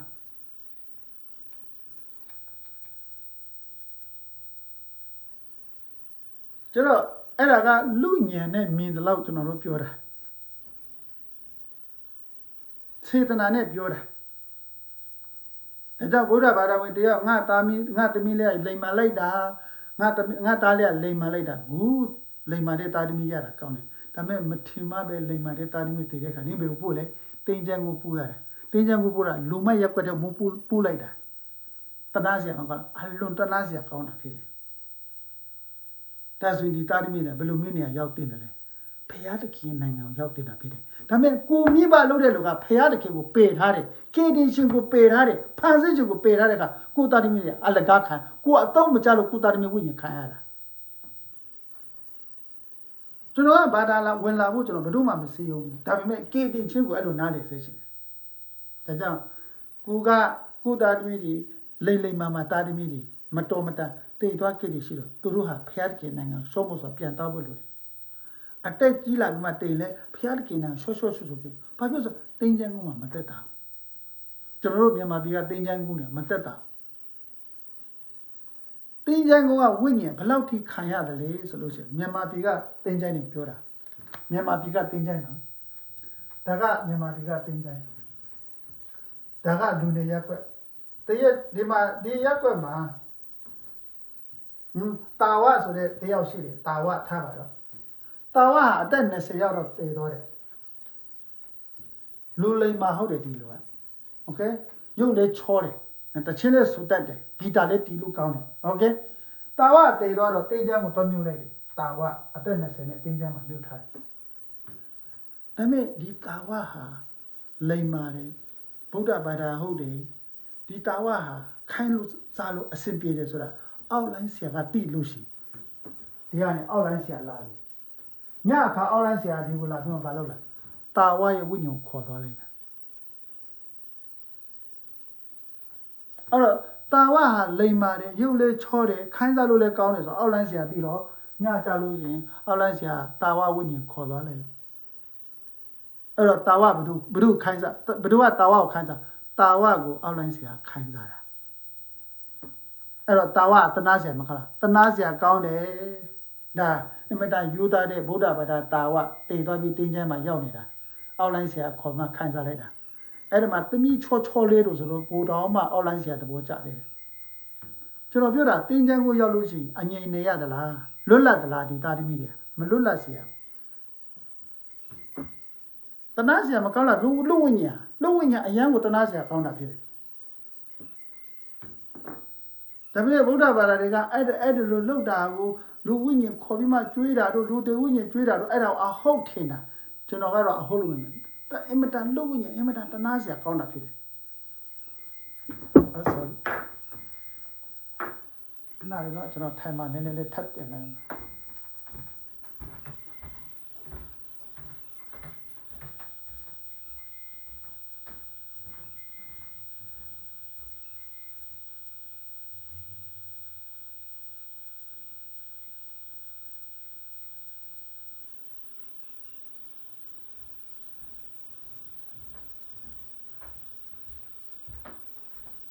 ဆိုဒါကတော့ယူယူတာတာဗုဒ္ဓဘာသာဝင်တွေလည်းနားလည်အောင်နော်ဒီမှာကျွန်တော်မြန်မာပြည်ကဗုဒ္ဓဘာသာတွေကများတော့ပြင်ယူသားတယ်ဗောနော်အညာဒေတာကဗုဒ္ဓဘာသာတွေပို့ပြီးမှယူသားကြတယ်ယူအားဗောနော်ကျွန်တော်အဲ့လိုပဲပြောချင်တယ်ဒါပေမဲ့အခုတော့အညာဒေတာမှာလည်းယေရှုခရစ်တော်ရဲ့ကေတီချင်းတည်းရောက်နေပြီဖြစ်တယ်နော်ဟုတ်တဲ့နေ့ကလည်းမနေ့ညပဲကျွန်တော်အိတ်နေတော့ကျွန်တော်တူလေးတယောက်နော်အမျိုးတွေကတယောက်နော်သူတို့စကိုင်းတိုင်းမှာတဲ့သူတို့အေဝံဂေလိသွားနေတယ်ဒီမှာပို့လာတာဗောနော်ယေရှုခရစ်တော်ရဲ့ကေတီချင်းမကြားဘူးတဲ့သူကြားပေါ်သူတော့သွားဝင်ငါနေတယ်ဒီမှာကျွန်တော်ဓာတ်ပုံပို့လာတာဗောနော်ဆိုတော့အညာဒေတာမှာလည်းပဲယေရှုခရစ်တော်ရဲ့တည်င်းစကားကိုကြားရတော့မှာဖြစ်တယ်ဒါကဘာသာဝင်ပြောင်းလာဖို့မဟုတ်လို့ရဲ့ဝိညာဉ်ငြိမ်းသက်ရာကိုရောက်ဖို့ဖြစ်တယ်နော်ဆိုတော့ဒါကြောင့်ကျွန်တော်ကဒီ online မှာထထဟောတာအဲ့ဒီကေတီချင်းမရပဲယေရှုခရစ်တော်ရဲ့တည်င်းစကားကိုမကြားဘူးတဲ့လူယေရှုခရစ်တော်ရဲ့ကေတီချင်းကိုသဘောမပေါက်တဲ့လူအဲ့ဒီမျိုးလူတွေဟာယေရှုခရစ်တော်ကေတီချင်းကိုညင်းပေမှတည်တဲ့အခါသူတို့ခံရမယ့်အရာကအင်မတန်ဆိုးတာဖြစ်တယ်သူတို့ခံရမယ့်အရာကတက်တာတယ်ဆိုလို့ရှိရင်ဧဝံဂေလိကေတင်ချင်းကိုမရမကတလောက်ကြီးစူးစမ်းဟောဆရာမလို့လူဟာတေလုံချင်းလူဝိညာဉ်ကအကြည့်ချခံရဖို့ရှိတယ်အနောက်မှာမဟုတ်ဘူးအခုကိုခံရတာအခုတင်းကျန်းချလို့ဆိုအခုခံရတာအဲ့ဒါကိုငါတို့တိလို့ငါတို့ကဟောတာနေရောညရောဟောတာโอเคဆိုတော့အေလိယကောင်းကင်တမန်ချစ်ဆောင်သွားတယ်ကဲတမန်ကျမ်းစာကတပတ်ပဲဖတ်လို့ရှိရင်အတိတ်ပဲအများကြီးထွက်လာတာပေါ့နော်နဲ့နဲဆိုတာထွက်လာတာဖြစ်တယ်ဒါကြောင့်ကျွန်တော်တို့ကအချိန်တော်တော်လေးနည်းနည်းလေးမှအချိန်များယူတယ်ဆိုအဲ့ဒါကြောင့်ပြောတာပါနော်ဆိုတော့ဘာဖြစ်လဲအေလိယကိုဘာဖြစ်လဲဖျားတကယ်ချီဆောင်ဒါကြောင့်ဒီနေရာမှာကျွန်တော်တခန့်ရကျွန်တော်ပြောချင်တယ်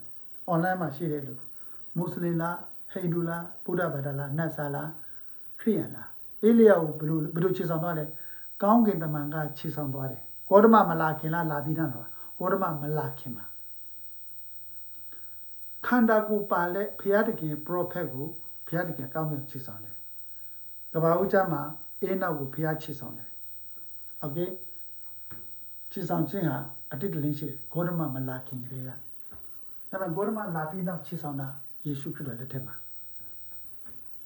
အဲ့ဒီချီဆောင်ခြင်းကိုနားလေထားလို့ရှိရင်မကြမီယေရှုခရစ်တော်ချီဆောင်ဖို့လာမယ်ဆိုတာ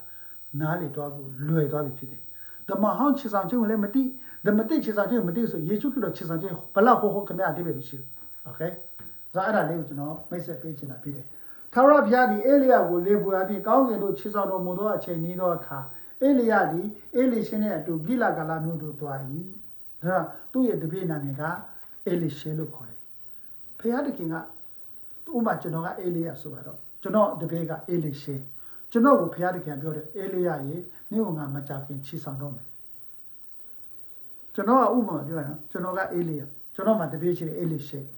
ဘုရားတခင်ကကျွန်တော်ပြောတယ်မကြခင်နင့်ကငါချီဆောင်တော့မယ်ကောင်းကင်တမန်နဲ့ငါလွတ်လိုက်မှနင့်ကိုချီဆောင်ခိုင်းမယ်ပြောတာအဲ့တော့ကျွန်တော်မသိဘူးကျွန်တော်သိတာပေါ့ကျွန်တော်ချီဆောင်တော့မှကျွန်တော်သိတာဖြစ်တယ်ဒါဆိုကျွန်တော်ကတပည့်မရှိတပည့်ရှိတယ်လေဆိုတော့တပည့်ကိုဘာလို့တပည့်ကိုတေချာမာရမှာဖြစ်တယ်နောက်တော့ကြည့်အောင်အေလိယကလည်းသူတပည့်ကိုပြောတာအေလိယကလည်းဤအရက်နဲ့နေရစ်ပါလို့ဟဲ့ငါတပည့်အေလိရှေမင်းဒီမှာနေခဲ့ပါလို့ပြောတာအေလိရှေဒီမှာနေခဲ့ပါထာဝရဘုရားဒီငါ့ကိုဘေဒလာမျိုးတို့ဆေလွတ်တော်မူသည်ဟုအေလိရှေကဆိုလေငါ့ကိုတဲ့ကြီးလာကလာမျိုးကနေငါ့ကိုဘေဒလာကိုတွားခိုင်းတယ်နေ့ဒီမှာနေရစ်ကွာဘုရားငါ့ကိုဟိုဘက်တွားခိုင်းတယ်လို့ပြောတာမဟုတ်သူ့တပည့်ပြောတာနော်ကျွန်တော်လည်းလိုက်မယ်โอเคအေလိရှေဆိုလေအေလိရှေကထာဝရဘုရားအသက်ကိုတော်အသက်ရှင်တော်မူသည့်အတိုင်းကိုတော်နဲ့အတူကျွန်ုပ်မကွာရပါမည်အကြောင်းပြန်ပြောလက်သူနေရာတို့ဒီဘေဒလာမျိုးတို့တွားတယ်ကဲအခုဘေဒလာရောက်သွားပြီကျွန်တော်အေလိယနဲ့ကျွန်တော်တပည့်လေးရောက်သွားပြီဘေဒလာမျိုးရောက်သွားတယ်သူပြု၌ရှိသောဘုရားတခင်ပရောဖက်အမျိုးသားတို့ဒီအေလိရှေကိုခီးယူကျူအမှန်တော့ထွက်လာ၍ထာဝရဘုရားဒီကိုတော်တခင်ကိုကိုတော်ခေါင်းမှယင်းနဲ့နှုတ်တော်မူသည်ကိုသိတော်မူသည်လို့မဲတော်မူလျင်ဟုတ်ကဲ့ငါတိတ်စစ်စွာနေကြပါပြီဆိုရင်အဲ့တော့ဘေဒလာကိုရောက်တော့ကျွန်တော်တပည့်အေလိရှေကိုအဲ့ဒီဘေဒလာမြို့မှာရှိတဲ့ဘုရားတခင်ပရောဖက်တွေကလမ်းမစကားပြောတယ်နေစီယာအေလိယအဲ့ဒီအလူတောင်းဒီတို့နေစီယာအေလိယကိုဘုရားတခင်ခေါ်တော့မှဆိုနေတိလားငါတိတယ်နေတို့ပါဇက်ပိတ်နေဟိုကာလာပရောဖက်တွေဘေဒလာမြို့မှာရှိတဲ့ပရောဖက်တွေဟာဘုရားတခင်ပရောဖက်အေလိယကိုခြေဆောင်တော့မှဆိုသူတို့တိတယ်ပြီးအေလိယရဲ့တပည့်အေလိရှေကလည်းတိတယ်ဘုရားတခင်ကသူ့ရဲ့ဆရာကိုခြေဆောင်တော့မှဆိုသူလည်းတိတယ်သူတို့နေရာပဲတိတာမဟုတ်ဘေဒလာမှာရှိတဲ့ပရောဖက်အများကြီးတိတယ်ဒီနေ့ねယေရှုခရစ်တော်မကြခင်ခြေဆောင်တော့မယ်ဆိုတာကိုကဘာတဝန်းလုံးမှာရှိတဲ့ခရစ်ယာန်တွေကသိတယ်ဒါကြောင့်ဒီနေ့မွတ်စလင်လည်းသိရမယ်ဟိန္ဒူလည်းသိရမယ်နတ်စားလည်းသိရမယ်နော်ဗုဒ္ဓဘာသာလည်းသိရမယ်ယုံကြည်သူတွေကိုယေရှုခရစ်တော်ခြေဆောင်တယ်ဆိုတာကတပါးအမျိုးသားတွေလည်းသိရမှာဖြစ်တယ်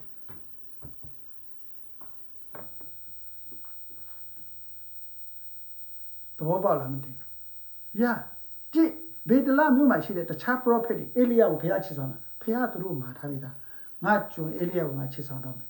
အေလိရှေကိုလည်းမှာထားပြီးသားနေ့စီအောင်ငါခြေဆောင်တော့မယ်အေလိယကိုလည်းပြောထားပြီးသားနေ့ကိုငါခြေဆောင်တော့မယ်ဒါကြောင့်ဒီနေ့ခရစ်ယာန်ယုံကြည်သူတွေယေရှုခရစ်တော်ကိုမိမိကေဒီမန်ရှင်ဖြစ်ယုံကြည်တဲ့သူတွေခြေဆောင်တော့မယ်ဆိုတာကိုယ်အချင်းချင်းသိထားမှာဖြစ်တယ်လို့တပါးမျိုးသားတွေလည်းသိထားမှာဖြစ်တယ်ဆိုတော့အဲ့ဒါသိထားလို့ရှိရင်တပါးမျိုးသားတွေကလည်းအိုးငါတို့လည်းခြေဆောင်ခြင်းကိုဝင်စားခြင်းတယ်ဆိုလို့ရှိရင်အချိန်မီနေတာဖြစ်တယ်အဲ့ဒါကိုပြောတာ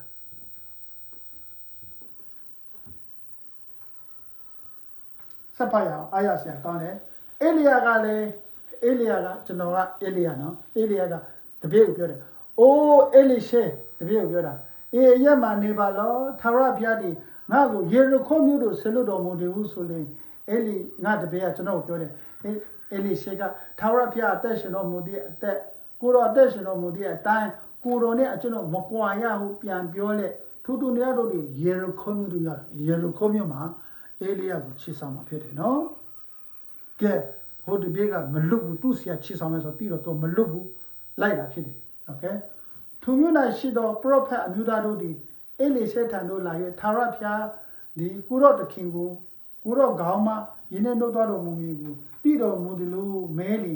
ဟုတ်ကဲ့ငါတိစိတ်စွာနေလို့ပြောဆို၏ဒီတစ်ခါဘေကိုရောက်တော့ဘေဒလာမျိုးကိုရောက်ဘေဒလာမျိုးမှာလည်းဘုရားတခင် prophet တွေရှိတယ်ဟာလေလုယာဟိုခေတ်ကာလက prophet အကြီးတယ် prophet အငယ်ဆိုတာ2မျိုးရှိတယ်အေလိယက prophet အကြီးဖြစ်တယ်အေလိရှေကအေလိယအောက်မှာနေတော့ prophet အသေးဖြစ်တယ်ဘေဒလာမျိုးမှာ prophet ဘုရား prophet အများကြီးရှိတယ်ဘေဒလာမျိုးကိုရောက်သွားတော့ဘေဒလာမျိုးက prophet တွေကအေလိရှေရှိကိုလာတယ်တပြည့်ရှိကိုလာတာဟေးနိစီယာအေလိယကိုဘုရားတခင်ခြေဆောင်တော့မယ်လို့ငါတို့ပြောထားတယ်နင်သိသလားဆိုငါသိတယ်ဒါပေမဲ့နင်တို့ဗဇက်ပိတ်နေကြည့်အေလိယကိုခြေဆောင်မဲ့ကိစ္စကိုဘေဒလာမှာရှိတဲ့ prophet တွေသိတယ်အေလိရှေသိတယ်โอเคအေလိယကလည်းအေရမနေရပါလို့ထာဝရဘုရားဒီငါ့ကိုယော်ဒန်မြစ်တို့ဆေလွတ်တော်မူတယ်ဟုဆိုရင်အေလိရှေကထာဝရဘုရားအသက်ကိုတော်အသက်ရှင်တော်မူတဲ့ကိုတော်နဲ့ကျွန်တော်မကွာရပါဘူးပြန်ပြောလက်ထူးထူးတရားတို့ဒီအတူတွားကြဒီတစ်ခါတော့ယေရုခေါကပါတယ်ယေရုခေါကနေပါတော့ယော်ဒန်မြစ်ယေရုခေါနဲ့ယော်ဒန်မြစ်ကဒီနားလေးမှာဆိုတော့ဒီတစ်ခါယော်ဒန်မြစ်ကို2ယောက်စလုံးတွားကြတာဖြစ်ဘာဖြစ်လို့တွားတာလဲဘုရားသခင်ကအေလိယကိုပြောတယ်ယော်ဒန်မြစ်ကိုလာခဲ့လို့ပြောတာအေလိယဒီမိမိဝတ်လုံကိုအေလိယဒီမိမိဝတ်လုံကိုယူ၍လိပ်ပြီးမှရေကိုရိုက်သည်ဖြင့်ယော်ဒန်ရေဒီတစ်ဖက်တစ်ချက်ကွဲ၍ထူးထူး2ယောက်တို့ဒီမြေပေါ်မှာလျှောက်သွားကြ၏ယော်ဒန်မြစ်ဟာစစ်စစ်နေတာဖြစ်တယ်ယော်ဒန်မြစ်ကိုဖျားတခင်ခေါ်တဲ့အခါမှာအေလိယကသူ့ရဲ့ဝတ်လုံယုံမှယော်ဒန်မြစ်ကိုရိုက်တဲ့အခါမှာယော်ဒန်မြစ်ကလည်းလို့ကွဲတော့တာဖြစ်တယ်အဲ့ဒီမှာအေလိယကအရှိကတော့အေလိရှေကအနောက်ကနေလိုက်တာဖြစ်တယ်ဒီလိုမျိုးရေနှချမ်းကွေးမှဖြတ်တာကိုဟိုးထွတ်မြောက်ကြမှာနော်ဂျူးလူမျိုးတွေထဲမှာမောရှေလက်ထက်မှာတစ်ခါဖြစ်ခဲ့တယ်မောရှေလက်ထက်မှာယော်ဒန်မြစ်နှချမ်းကွေးမှဂျူးလူမျိုး2တန်းကျော်အဲ့ဒီကနေဖြတ်တာဟေးငါတို့မြန်မာလူမျိုးတွေကအဲ့ဒီရာဇဝင်မရှိဘူးအိန္ဒိယတွေကလည်းအဲ့ဒီရာဇဝင်မရှိဘူးလူဖြူတွေလည်းအဲ့ဒီရာဇဝင်မရှိဘူးရေနဲ့ပန်းပြက်ပြီးမှရေလေကနေလမ်းလျှောက်သွားတယ်ဆိုတာကဂျူးရာဇဝင်မှာပဲရှိတာသူပြတဲ့ခင်နာမတော့ကဘာဆက်ပုံကြည့်ပါစေကဲဟိုဘက်ကန်းကိုရောက်တော့ဘာတွေဖြစ်ကြမလဲကြည့်ရရှောက်သွားကြမြစ်တစ်ဖက်တို့ရောက်တော့အခါအေလိယကတင်းနဲ့ငါမကွာမီငါနဲ့တစုံတစ်ခုတော့စုကိုတောင်းလို့အေလိရှေဟာဆိုလေအေလိရှေကကိုတော့ဝိညာဉ်နှစ်ဆအဖို့အကျွန်ုပ်ပေါ်မှာရှိပါစေတော့ဟုတောင်း၏ဒီအေလိရှေဆိုတဲ့လူဟာသူ့ဆရာကိုမလွတ်ချင်ဘူးဆိုတာကိုသူတွေ့တဲ့အခါမှာဆရာကအေလိရှေကိုစိတ်ချသွားတာဖြစ်တယ်ဟာလေလုယာနော်သူအေ လီရှေးကအေလိယကိုမလွတ်ဘူးဒီတယောက်မလွတ်ဘူးဒီမှာနေခဲ့လို့ပြောတာကိုမနေခဲ့ဘူးဆရာစကားနားမထောင်ဘူးလိုက်တာဒါကြောင့်ယော်ဒန်မြစ်ကိုရောက်တဲ့အခါဒီတစ်ခါတော့တကယ်သွားရတော့မှာဖြစ်တယ်ဖျားတခင်တကယ်ချီဆောင်တော့မှာဒီတစ်ခါကျတော့အေလိရှေကိုယုံသွားတော့ကျွန်တော်တွေ့ရတယ်အဲ့ဒီမှာနိငါရှိကဘာဆုတောင်းချင်တယ်ပြောတော့အေလိယခံရတဲ့ဖျားတခင်ဝိညာဉ်နဆလိုချင်တယ်လို့ပြောတာဆိုတော့နဆဆိုတဲ့ကောင်းကြီးကိုနဆဆိုတဲ့ဗိတ္တိရဖို့ဟာတပည့်လို့တဲ့လူကဆရာစိတ်ချတဲ့အနေထားမရောက်မချင်းမရနိုင်ဘူးဆိုတော့ကျွန်တော်တို့ဝိညာဉ်တော်အပြင်သိရတယ်ဒီကိုယ့်ကလူတွေကဗိတ္တိရချင်တယ်ဗိတ္တိရချင်တယ်လို့ပြောကြတာဖြစ်တယ်ဒါပေမဲ့ဗိတ္တိဆိုတာကတခါတည်းဘွားဆိုလို့ကြားတယ်မျိုးမဟုတ်ဆရာရှိကနေကူးလာတာဖြစ်တယ်ဆိုတော့အေလိရှေကဘေကနေတကူးရတယ်ဆိုလို့ရှိရင်အေလိယရှိကရတာဖြစ်တယ်ဒါပေမဲ့ဘေးအချိန်မှာရတယ်ဆိုအလကားရတာမဟုတ်သူ့ဆရာကသူ့ကိုစိတ်ချသွားတဲ့အချိန်မှာကြာမှသူအေလိရှေကကောင်းကြီးနဆဗိတ္တိနဆကိုရတာကျွန်တော်တွေ့ရတယ်ဒီနေ့ online မှာရှိတဲ့သူတွေကလည်းပဲဒီတစ်ခုကိုတေချာနားလည်ထားဖို့လို့ငါဗိတ္တိရချင် yes ဒါပေမဲ့ဖះမှာ principle ရှိတယ်ဆရာရှိကနေတပည့်ကိုတွားရတာဖြစ်တယ်ဖះကတခါတည်းဘောင်းကနေအဲ့လိုမလားဒါပေမဲ့ဖះတကယ်သူ့ကိုယ်တိုင်ရွေးလို့ရှိရင်တမျိုးဟုတ်တယ်ဖះကိုယ်တိုင်ရွေးတယ်ဆိုလို့ရှိရင်တော့ရှမွေလာတို့ဘာလို့ဆိုလို့ရှိရင်ရှမွေလာနေက prophet ရနေရွေးတယ်ဟုတ်လားဒါပေမဲ့ရှမွေလာလည်းပဲဆရာရှိတယ်အေလိဆိုတာရှိတယ်ဖြစ်တယ်ဆိုတော့ဒီတမန်ကျမ်းစာမှာကြည့်လို့ရှိရင်ဗိတ္တိကဆရာသမားလာဖို့လာရတာဖြစ်တယ်နော်ဆရာသမားရှင်ကနေလာရတာဖြစ်တယ်ဆရာသမားနာခံတဲ့ပေါ်ဆရာသမားကိုတေးချဆိုတာနာခံတဲ့ပေါ်မှာဘုရားသခင်ဗိတ္တိတွန်းလောက်တာကျွန်တော်တွေ့ရတာဖြစ်တယ်ဆိုတော့အဲ့ဒါကိုပြောလို့ကျွန်တော်တို့တော်ယူတာနဲ့ဆက်တူးနိုင်တော့မှာမဟုတ်ဘူးနောက်နေ့တည်းမှာအဲ့ဒါကောင်းစင်တတ်ထားမှကျွန်တော်ဆွေးနွေးကြမယ်ဆိုတော့အဲ့ဒီကလည်းတင်ဒီရခေလို့စုကိုတောင်းရင်တင်နဲ့ငါကွာဒီကိုမြင်လေရမည်တော့မဟုတ်မရ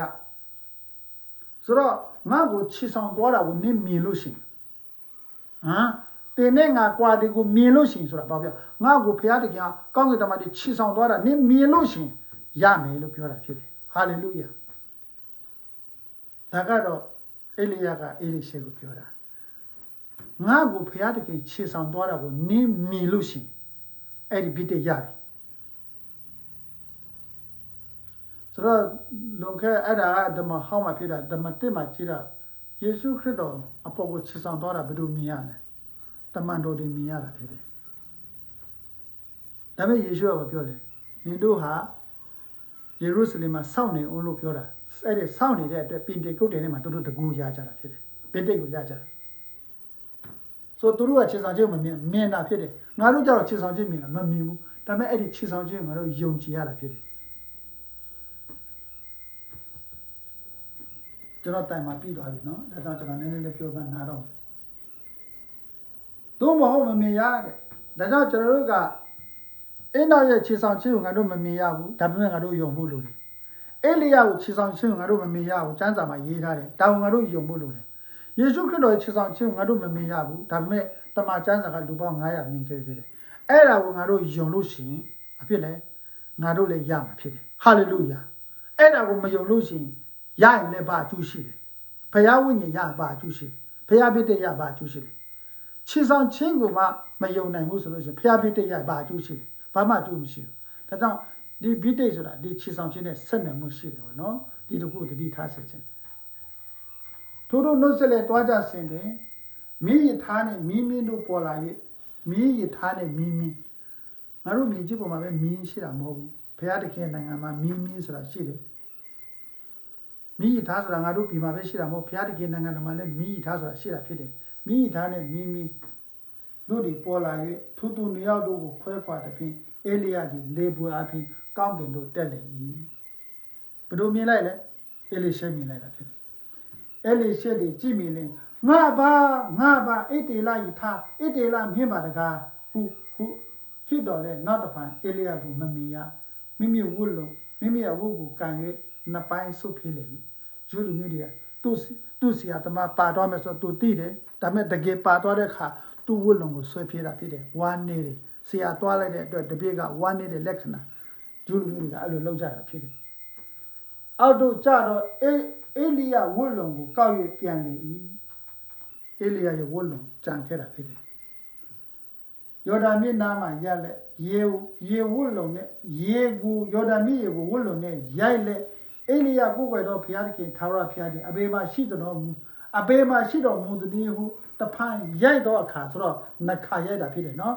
ရေဒီတဖန်လို့ပါလို့ရှိရင်အရှိမတစ်ခါရိုက်တယ်လို့အဓိပ္ပာယ်ရှိတယ်โอเคတရားသခင်သာရဘုရားသည်အဘေမှာရှိတော်မူသည်ဟု၍တဖန်ရိုက်တော့အခါရေဒီတစ်ဖက်တစ်ချက်ကွဲတစ်ပြင်းအေလိရှေသည်ကူးသွားလေ၏ပထမတစ်ချက်ဖန်းဆိုရိုက်ကြည့်ရဲမကွဲဘူးဒါပေမဲ့နောက်တစ်ချက်အေလိယရဲ့ဘုရားသခင်ဘယ်မှာရှိတယ်လဲဆိုမှတွေ့ပလိုက်တဲ့အခါကျတော့အခါကွဲသွားတာဖြစ်တယ်ဒါဆိုအဖြေကဘယ်မှာလဲဒီမှာရှိတယ်လို့ပြောတာဖြစ်တယ်အေလိယကိုကွယ်တော့ဘုရားဘယ်မှာရှိသနည်းဆိုတော့ဒုတိယအကြိမ်တစ်ဖန်ရက်တဲ့ကဖန်းရေကွဲသွားတယ်ဆိုတာဖြစ်တယ်ငါနေနဲ့အတူရှိတယ်လို့ပြောတာဖြစ်တယ်ဘုရားတကယ်အလုံးကျော်စာကောင်းကြီးပေးပါစေအခုဟာအေလိယကအေလိရှေနဲ့အတူမရှိတော့ဒါပေမဲ့ဘုရားတခင်ရဲ့ဝိညာဉ်ဟာဘယ်သူနဲ့အတူရှိလဲအေလိရှေနဲ့အတူရှိတာဖြစ်တယ်ဒီနေ့ယေရှုခရစ်တော်လွန်ခဲ့သောအနှစ်2000ခန္ဓာကိုယ်ပါလဲကောင်းကင်ချီဆောင်သွားပြီဖြစ်တယ်ဒီခုခေတ်မှာငါတို့နဲ့အတူဘယ်သူရှိလဲယေရှုခရစ်တော်ဟာငါတို့နဲ့အတူရှိမယ်လို့ဂတိတော်ပေးတာဘယ်လိုပုံစံနဲ့အတူရှိမှာဖြစ်တော့တန်ရှင်းသောဝိညာဉ်တော်အပြင်ငါတို့နဲ့အတူရှိမှာဖြစ်တယ်ဆိုတမန်တော်ဝတ္ထုအခန်းကြီး2အငယ်7-18ကိုဖတ်ပြီးမှအဆုံးသတ်ရအောင်ဘုရားတကယ်ဝိညာဉ်ငါတို့နဲ့အတူရှိသောကာလဖြစ်တယ်ဆိုတာနားလည်ဖို့ဖြစ်တယ်ကောင်းကင်တမန်အကြောင်းမနေ့ပြန်မှပြန်စားကြတယ် okay God is good တမန်တော်ဝတ္ထုအခန်းကြီး4တမန်တော်ဝတ္ထုအခန်းကြီး2အငယ်7-182 7-18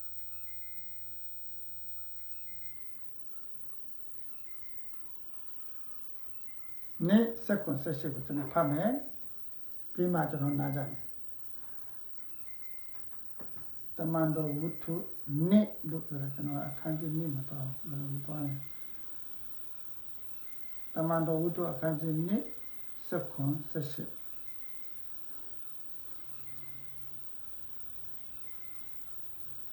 နေ့7-18နော်ကျွန်တော်ဖတ်ပြမယ်နော်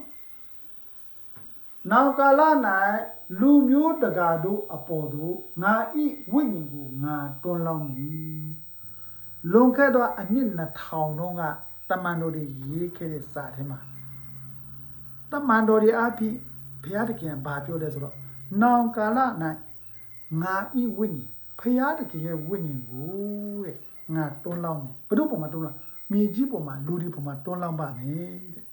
ဆိုတော့လွန်ခဲ့သောအနှစ်2000ကနေအခုငါတို့ဘက်ကိုကြည့်လိုက်လို့ရှိရင်ငါတို့ဟာနောင်ကာလဆိုတာအခုငါတို့ကာလဖြစ်တယ်ဟာလေလုယာဒါကြောင့်နောင်ကာလနဲ့လူမျိုးတကာတို့အပေါ်တို့လူမျိုးတကာဆိုတာငါတို့ကချင်တမျိုးလို့ငါတို့ချင်းရခိုင်ငါတို့လီဆူပဲပါနော်လူမျိုးတကာတို့အပေါ်တို့ယေရှုခရစ်တော်ရဲ့ဝိညာဉ်ကိုတွန်းလောင်းမယ်လို့ပြောတာဖြစ်တယ်ဟာလေလုယာငါဂျူးလူမျိုးပေါ်မှာပဲငါဝိညာဉ်တွန်းလောင်းမယ်လို့မပြောလွန်ခဲ့တော့အနှစ်2000ကပြောတဲ့ဂတိစကားနောင်ကာလမှာလူမျိုးတကာတို့ငါတို့တိုင်းသားအမျိုးမျိုးလူမျိုးတကာတို့ပေါ်မှာယေရှုဝိညာဉ်ကိုတွန်းလောင်းမယ်ဂျပန်ပေါ်မှာလည်းတွန်းလောင်းမယ်လူဖြူပါလည်းတွန်းလောင်းမယ်ဥရောပတိုက်တာအာဖရိကတိုက်တာနော်အာရှတိုက်တာနော်ဒီလူမျိုးအသီးသီးမှာယေရှုခရစ်တော်ဝိညာဉ်တွန်းလောင်းမယ်တဲ့အပေါ်တို့ငါရဲ့ဝိညာဉ်ကိုငါတွန်းလောင်းမည်တင်တို့ရဲ့တာသမီတို့တွေငါတို့ရဲ့တာသမီတို့တွေဟိုတော့ကပြောတဲ့စကားနော်အခုနောင်ကာလအခုငါတို့ဟုတ်တယ်ငါတို့ရဲ့တာသမီတို့တွေโอเคတာသမီတို့တွေပရောဖက်ဉာဏ်နဲ့ဟောပြောကြလိမ့်မည်ဘယ်အချိန်မှာပရောဖက်ဉာဏ်ဖြစ်လာလဲဆိုတော့ဖယားဝိညာဉ်ခံရတဲ့အခါဟာလေလုယာအတက်ငယ်တော့သူတို့ဒီဗျာဒိတ်ယောပါယံကိုမြင်ရကြငါတို့အိမ်မှာငယ်တဲ့ကလေးလေးတွေဟာဖယားတခင်ပြတဲ့ဗျာဒိတ်ယောပါယံကိုမြင်ရမှာဖြစ်တယ်ဘယ်အချိန်မှာလဲဖယားဝိညာဉ်တွန်းလောင်းတဲ့အခါအတက်ကြီးသောသူတို့တွေလည်းနမိတ်အိမ်မက်တို့ကိုမြင်ရကြလိမ့်မယ်အတက်ကြီးတဲ့အဖိုးကြီးအဖွားကြီးတွေအိမ်မက်ကိုမြင်ရမယ်ဘာဖြစ်လာတော့မယ်ဆိုတာတန်ရှင်းသောဝိညာဉ်တော်တွန်းလောင်းလို့ရှိခံရလို့ရှိโอเค18ထူကာလ၌ငါ၏အမှုကိုဆောင်ရွက်သောဟိုကနေဒီဘက်ကိုပြောထားတာနောင်ကာလဆိုငါတို့ကာလ ဖယားတခင်ရဲ့အမှုကိုဆောင်ရွက်တော့ကချင်တမျိုးလားချင်းတမျိုးလားရခိုင်တမျိုးမဟုတ်ဘူးလူမျိုးတကာဘာလူမျိုးပဲဖြစ်ဖယားတခင်ရဲ့အမှုကိုဆောင်ရွက်တော့ယေရှုခရစ်တော်ရဲ့အမှုကိုဆောင်ရွက်တော်သူလို့အတိတ်ပဲရှိတယ်ဟာလေလုယာ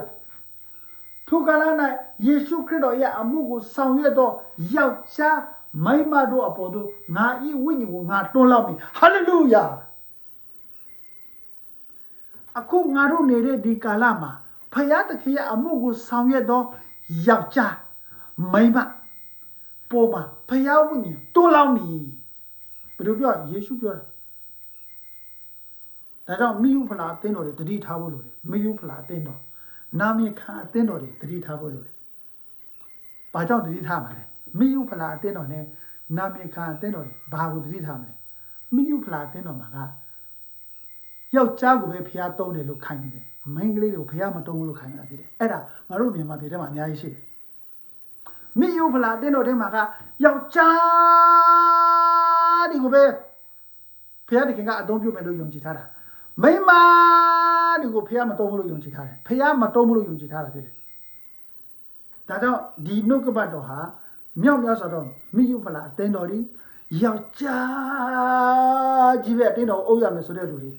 ယောက်ျားကြီးပဲဖျားမှုတော့စားမယ်လူတွေနော်မိယုဖလာနဲ့နာမည်ခံအသင်းတော်တွေတတိထားဒီကျမ်းစာကိုတိတိကျကျမှတ်အဲ့တော့မိန်းမတွေ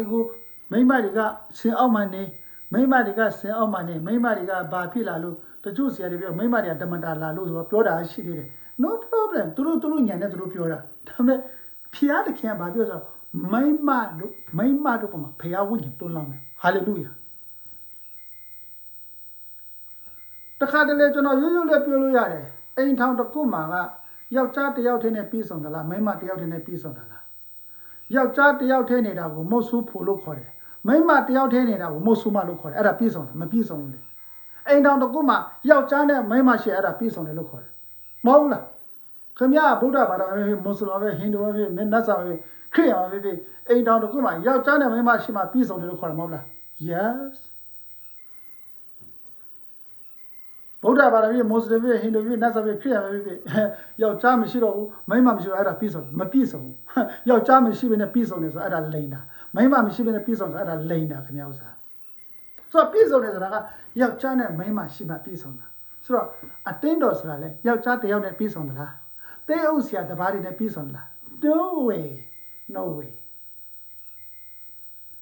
ခရစ်တော်ရဲ့အတင်းတော်ဟာယောက်ျားတစ်ပါးတွေနဲ့ပြီးဆုံးတာမပြီးဆုံးပါဘူးဒါပေမဲ့မိယုဖလာအတင်းတော်တို့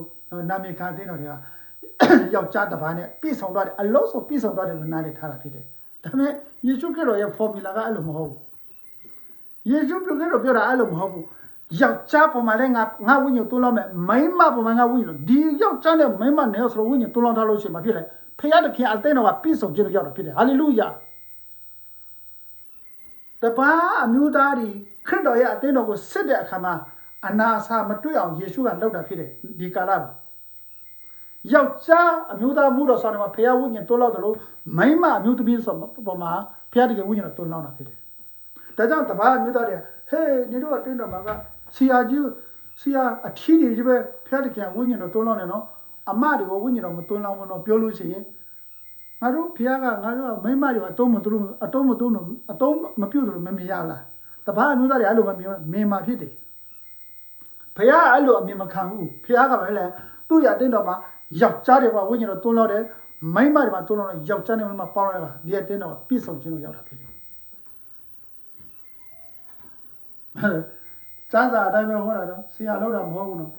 โอเคငါဤဝိညာဉ်ငါတွန်းလောက်ရသူတို့ဒီ prophet ညာနဲ့ဟောပြောကြလိမ့်မယ်အေးဖယားဝိညာဉ်မပါဘဲနဲ့တော့ prophet ပြုလို့မရဖယားဝိညာဉ်မပါဘဲ prophet ညာနဲ့လည်းဟောလို့မရ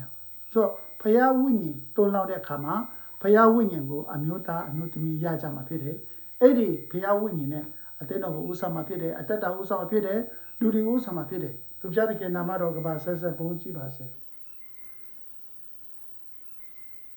good ကျွန်တော်ဒီမလေးတရားကမလေးမှာမို့တော့ဆောင်တယ်အရန်ကိုစူးစမ်းလို့ဆောင်တယ်ဒါပေမဲ့ယောက်ျားကြီးပဲထိတ်မှတက်တာမိန်းကလေးကိုသူတို့နေရာမပေးဘူးအပြောတာန င်းတို့အတင်းတော်ငါနောက်ဆက်တာတော့မဟုတ်ဘူးဒါပေမဲ့ချမ်းစာထဲမှာရေးထားတယ်နော်မိန်းကလေးတွေမှာလည်းဖျားဝိညာဉ်တွန်းလောက်တယ်ယောက်ျားမှာဖျားဝိညာဉ်တွန်းလောက်တယ်ဒါကြောင့်နေတို့တဖြည်းဖြည်းတတိထားနော်ယောက်ျားဒီပဲအတင်းတော်ကိုအုပ်ရမယ်ယောက်ျားဒီအောက်မှာအကလို့မိန်းမဒီတန်တဲ့လူအကလို့နေရမယ်ဆိုတာတတိထားပါလို့ဒီမှာကျမ်းစာမှာကျတော့မိန်းမပေါ်မှာလည်းဖျားဝိညာဉ်တွန်းလောက်မယ်ယောက်ျားရဲ့နေလဲအမှုတော်ဆောင်တာဖြစ်တယ်နင်းပေါ်မှာလည်းဖျားဝိညာဉ်တွန်းလောက်တာဖြစ်တယ်လို့ယောက်ျားတွေကလည်းပဲအမှုတော်ဆောင်သူတို့ဝိညာဉ်နင်တို့အတူတူတွန်းလောက်မှဖျားတခင်အမှုခံတယ်လို့အဲ့ဒါကတော့နားလည်အောင်လုပ်ပါလို့အဲ့ဒါမှ balance ကြမှာဖြစ်တယ်လို့အဲဒီတော့ကျွန်တော်မြန်မာပြည်မှာကအဲ့လိုရှိတယ်ယောက်ျားတွေပဲဖျားသုံးတယ်ပေါ့နော်ဒါကမယုဖလာအတင်းတော်နဲ့နာမည်ခါအတင်းတော်တွေမှာဒီရကဆွဲလမ်းမှုရှိတာဖြစ်တယ်ဟိုးတော့ကဂျူးလူမျိုးတွေကြီးလိုက်ဂျူးလူမျိုးတွေဆိုမှုတော့စာကိုလုံးအောင်ယောက်ျားကြီးပဲအဲ့ဒါကြောင့်မင်းကလေးဆိုတော့ဘေးမှာထထားတာအခုနောက်ဆုံးတော့ကာလအဲ့လိုမဟုတ်နောက်ဆုံးတော့ကာလတကဘာလုံး universal တကဘာလုံးကေတင်ချင်းတို့ရောက်ဖို့အတွက်နော်လူမျိုးတိုင်းလူမျိုးအစုံစစ်စစ်တဲ့ကိုကေတင်ချင်းရောက်ဖို့အတွက်ဖခင်တခင်ယောက်ျားတစ်ယောက်ပဲသုံးတာမလုံလောက်ဘူးဖခင်ကအမျိုးသမီးကအချစ်ချစ်သုံးတာဖြစ်တယ်ဒါကြောင့်မိယဖလာတင်းတော်တွေနာမည်ခါတင်းတော်တွေနားလည်ရမယ်ဒီကာလဟာအမျိုးသမီးကိုလည်းဖခင်တခင်ဝိညာဉ်တော်တွန်းလာမှအချစ်ချစ်သုံးတဲ့ကာလဖြစ်တယ်အဲ့ဒါဖခင်တခင်အမြဲအလင်းမြန်ကြွလာဖို့လွယ်တယ်အမျိုးသမီးတွေမပါဘဲအမျိုးသားတွေပဲလို့အိဝင်ကလေးကတလောက်မတော်နိုင်ဘူးအမျိုးသားရောအမျိုးသမီးအတူတူလို့အိဝင်ကလေးကပူပြီးမှ reaching လုပ်တာဖြစ်တယ်အဲ့ဒီပုံမှာယေရှုခရစ်တော်ကအလင်းမြန်ပြန်လာလို့ရမှာဖြစ်တယ်ဆိုတော့နောက်နေ့မှာခေါင်းကတော်အကြောင်းပြောကြမယ်ကျွန်တော်ခြေဆောင်ခြင်းအကြောင်းပြောရင်းနဲ့ဒီကိုရောက်သွားတာဖြစ်တယ်ဖခင်တခင်အလုံးကိုကျွန်တော်ဆိုကောင်းချီးပေးပါစေခင်ဗျာကျေးဇူးတင်ပါတယ် God bless you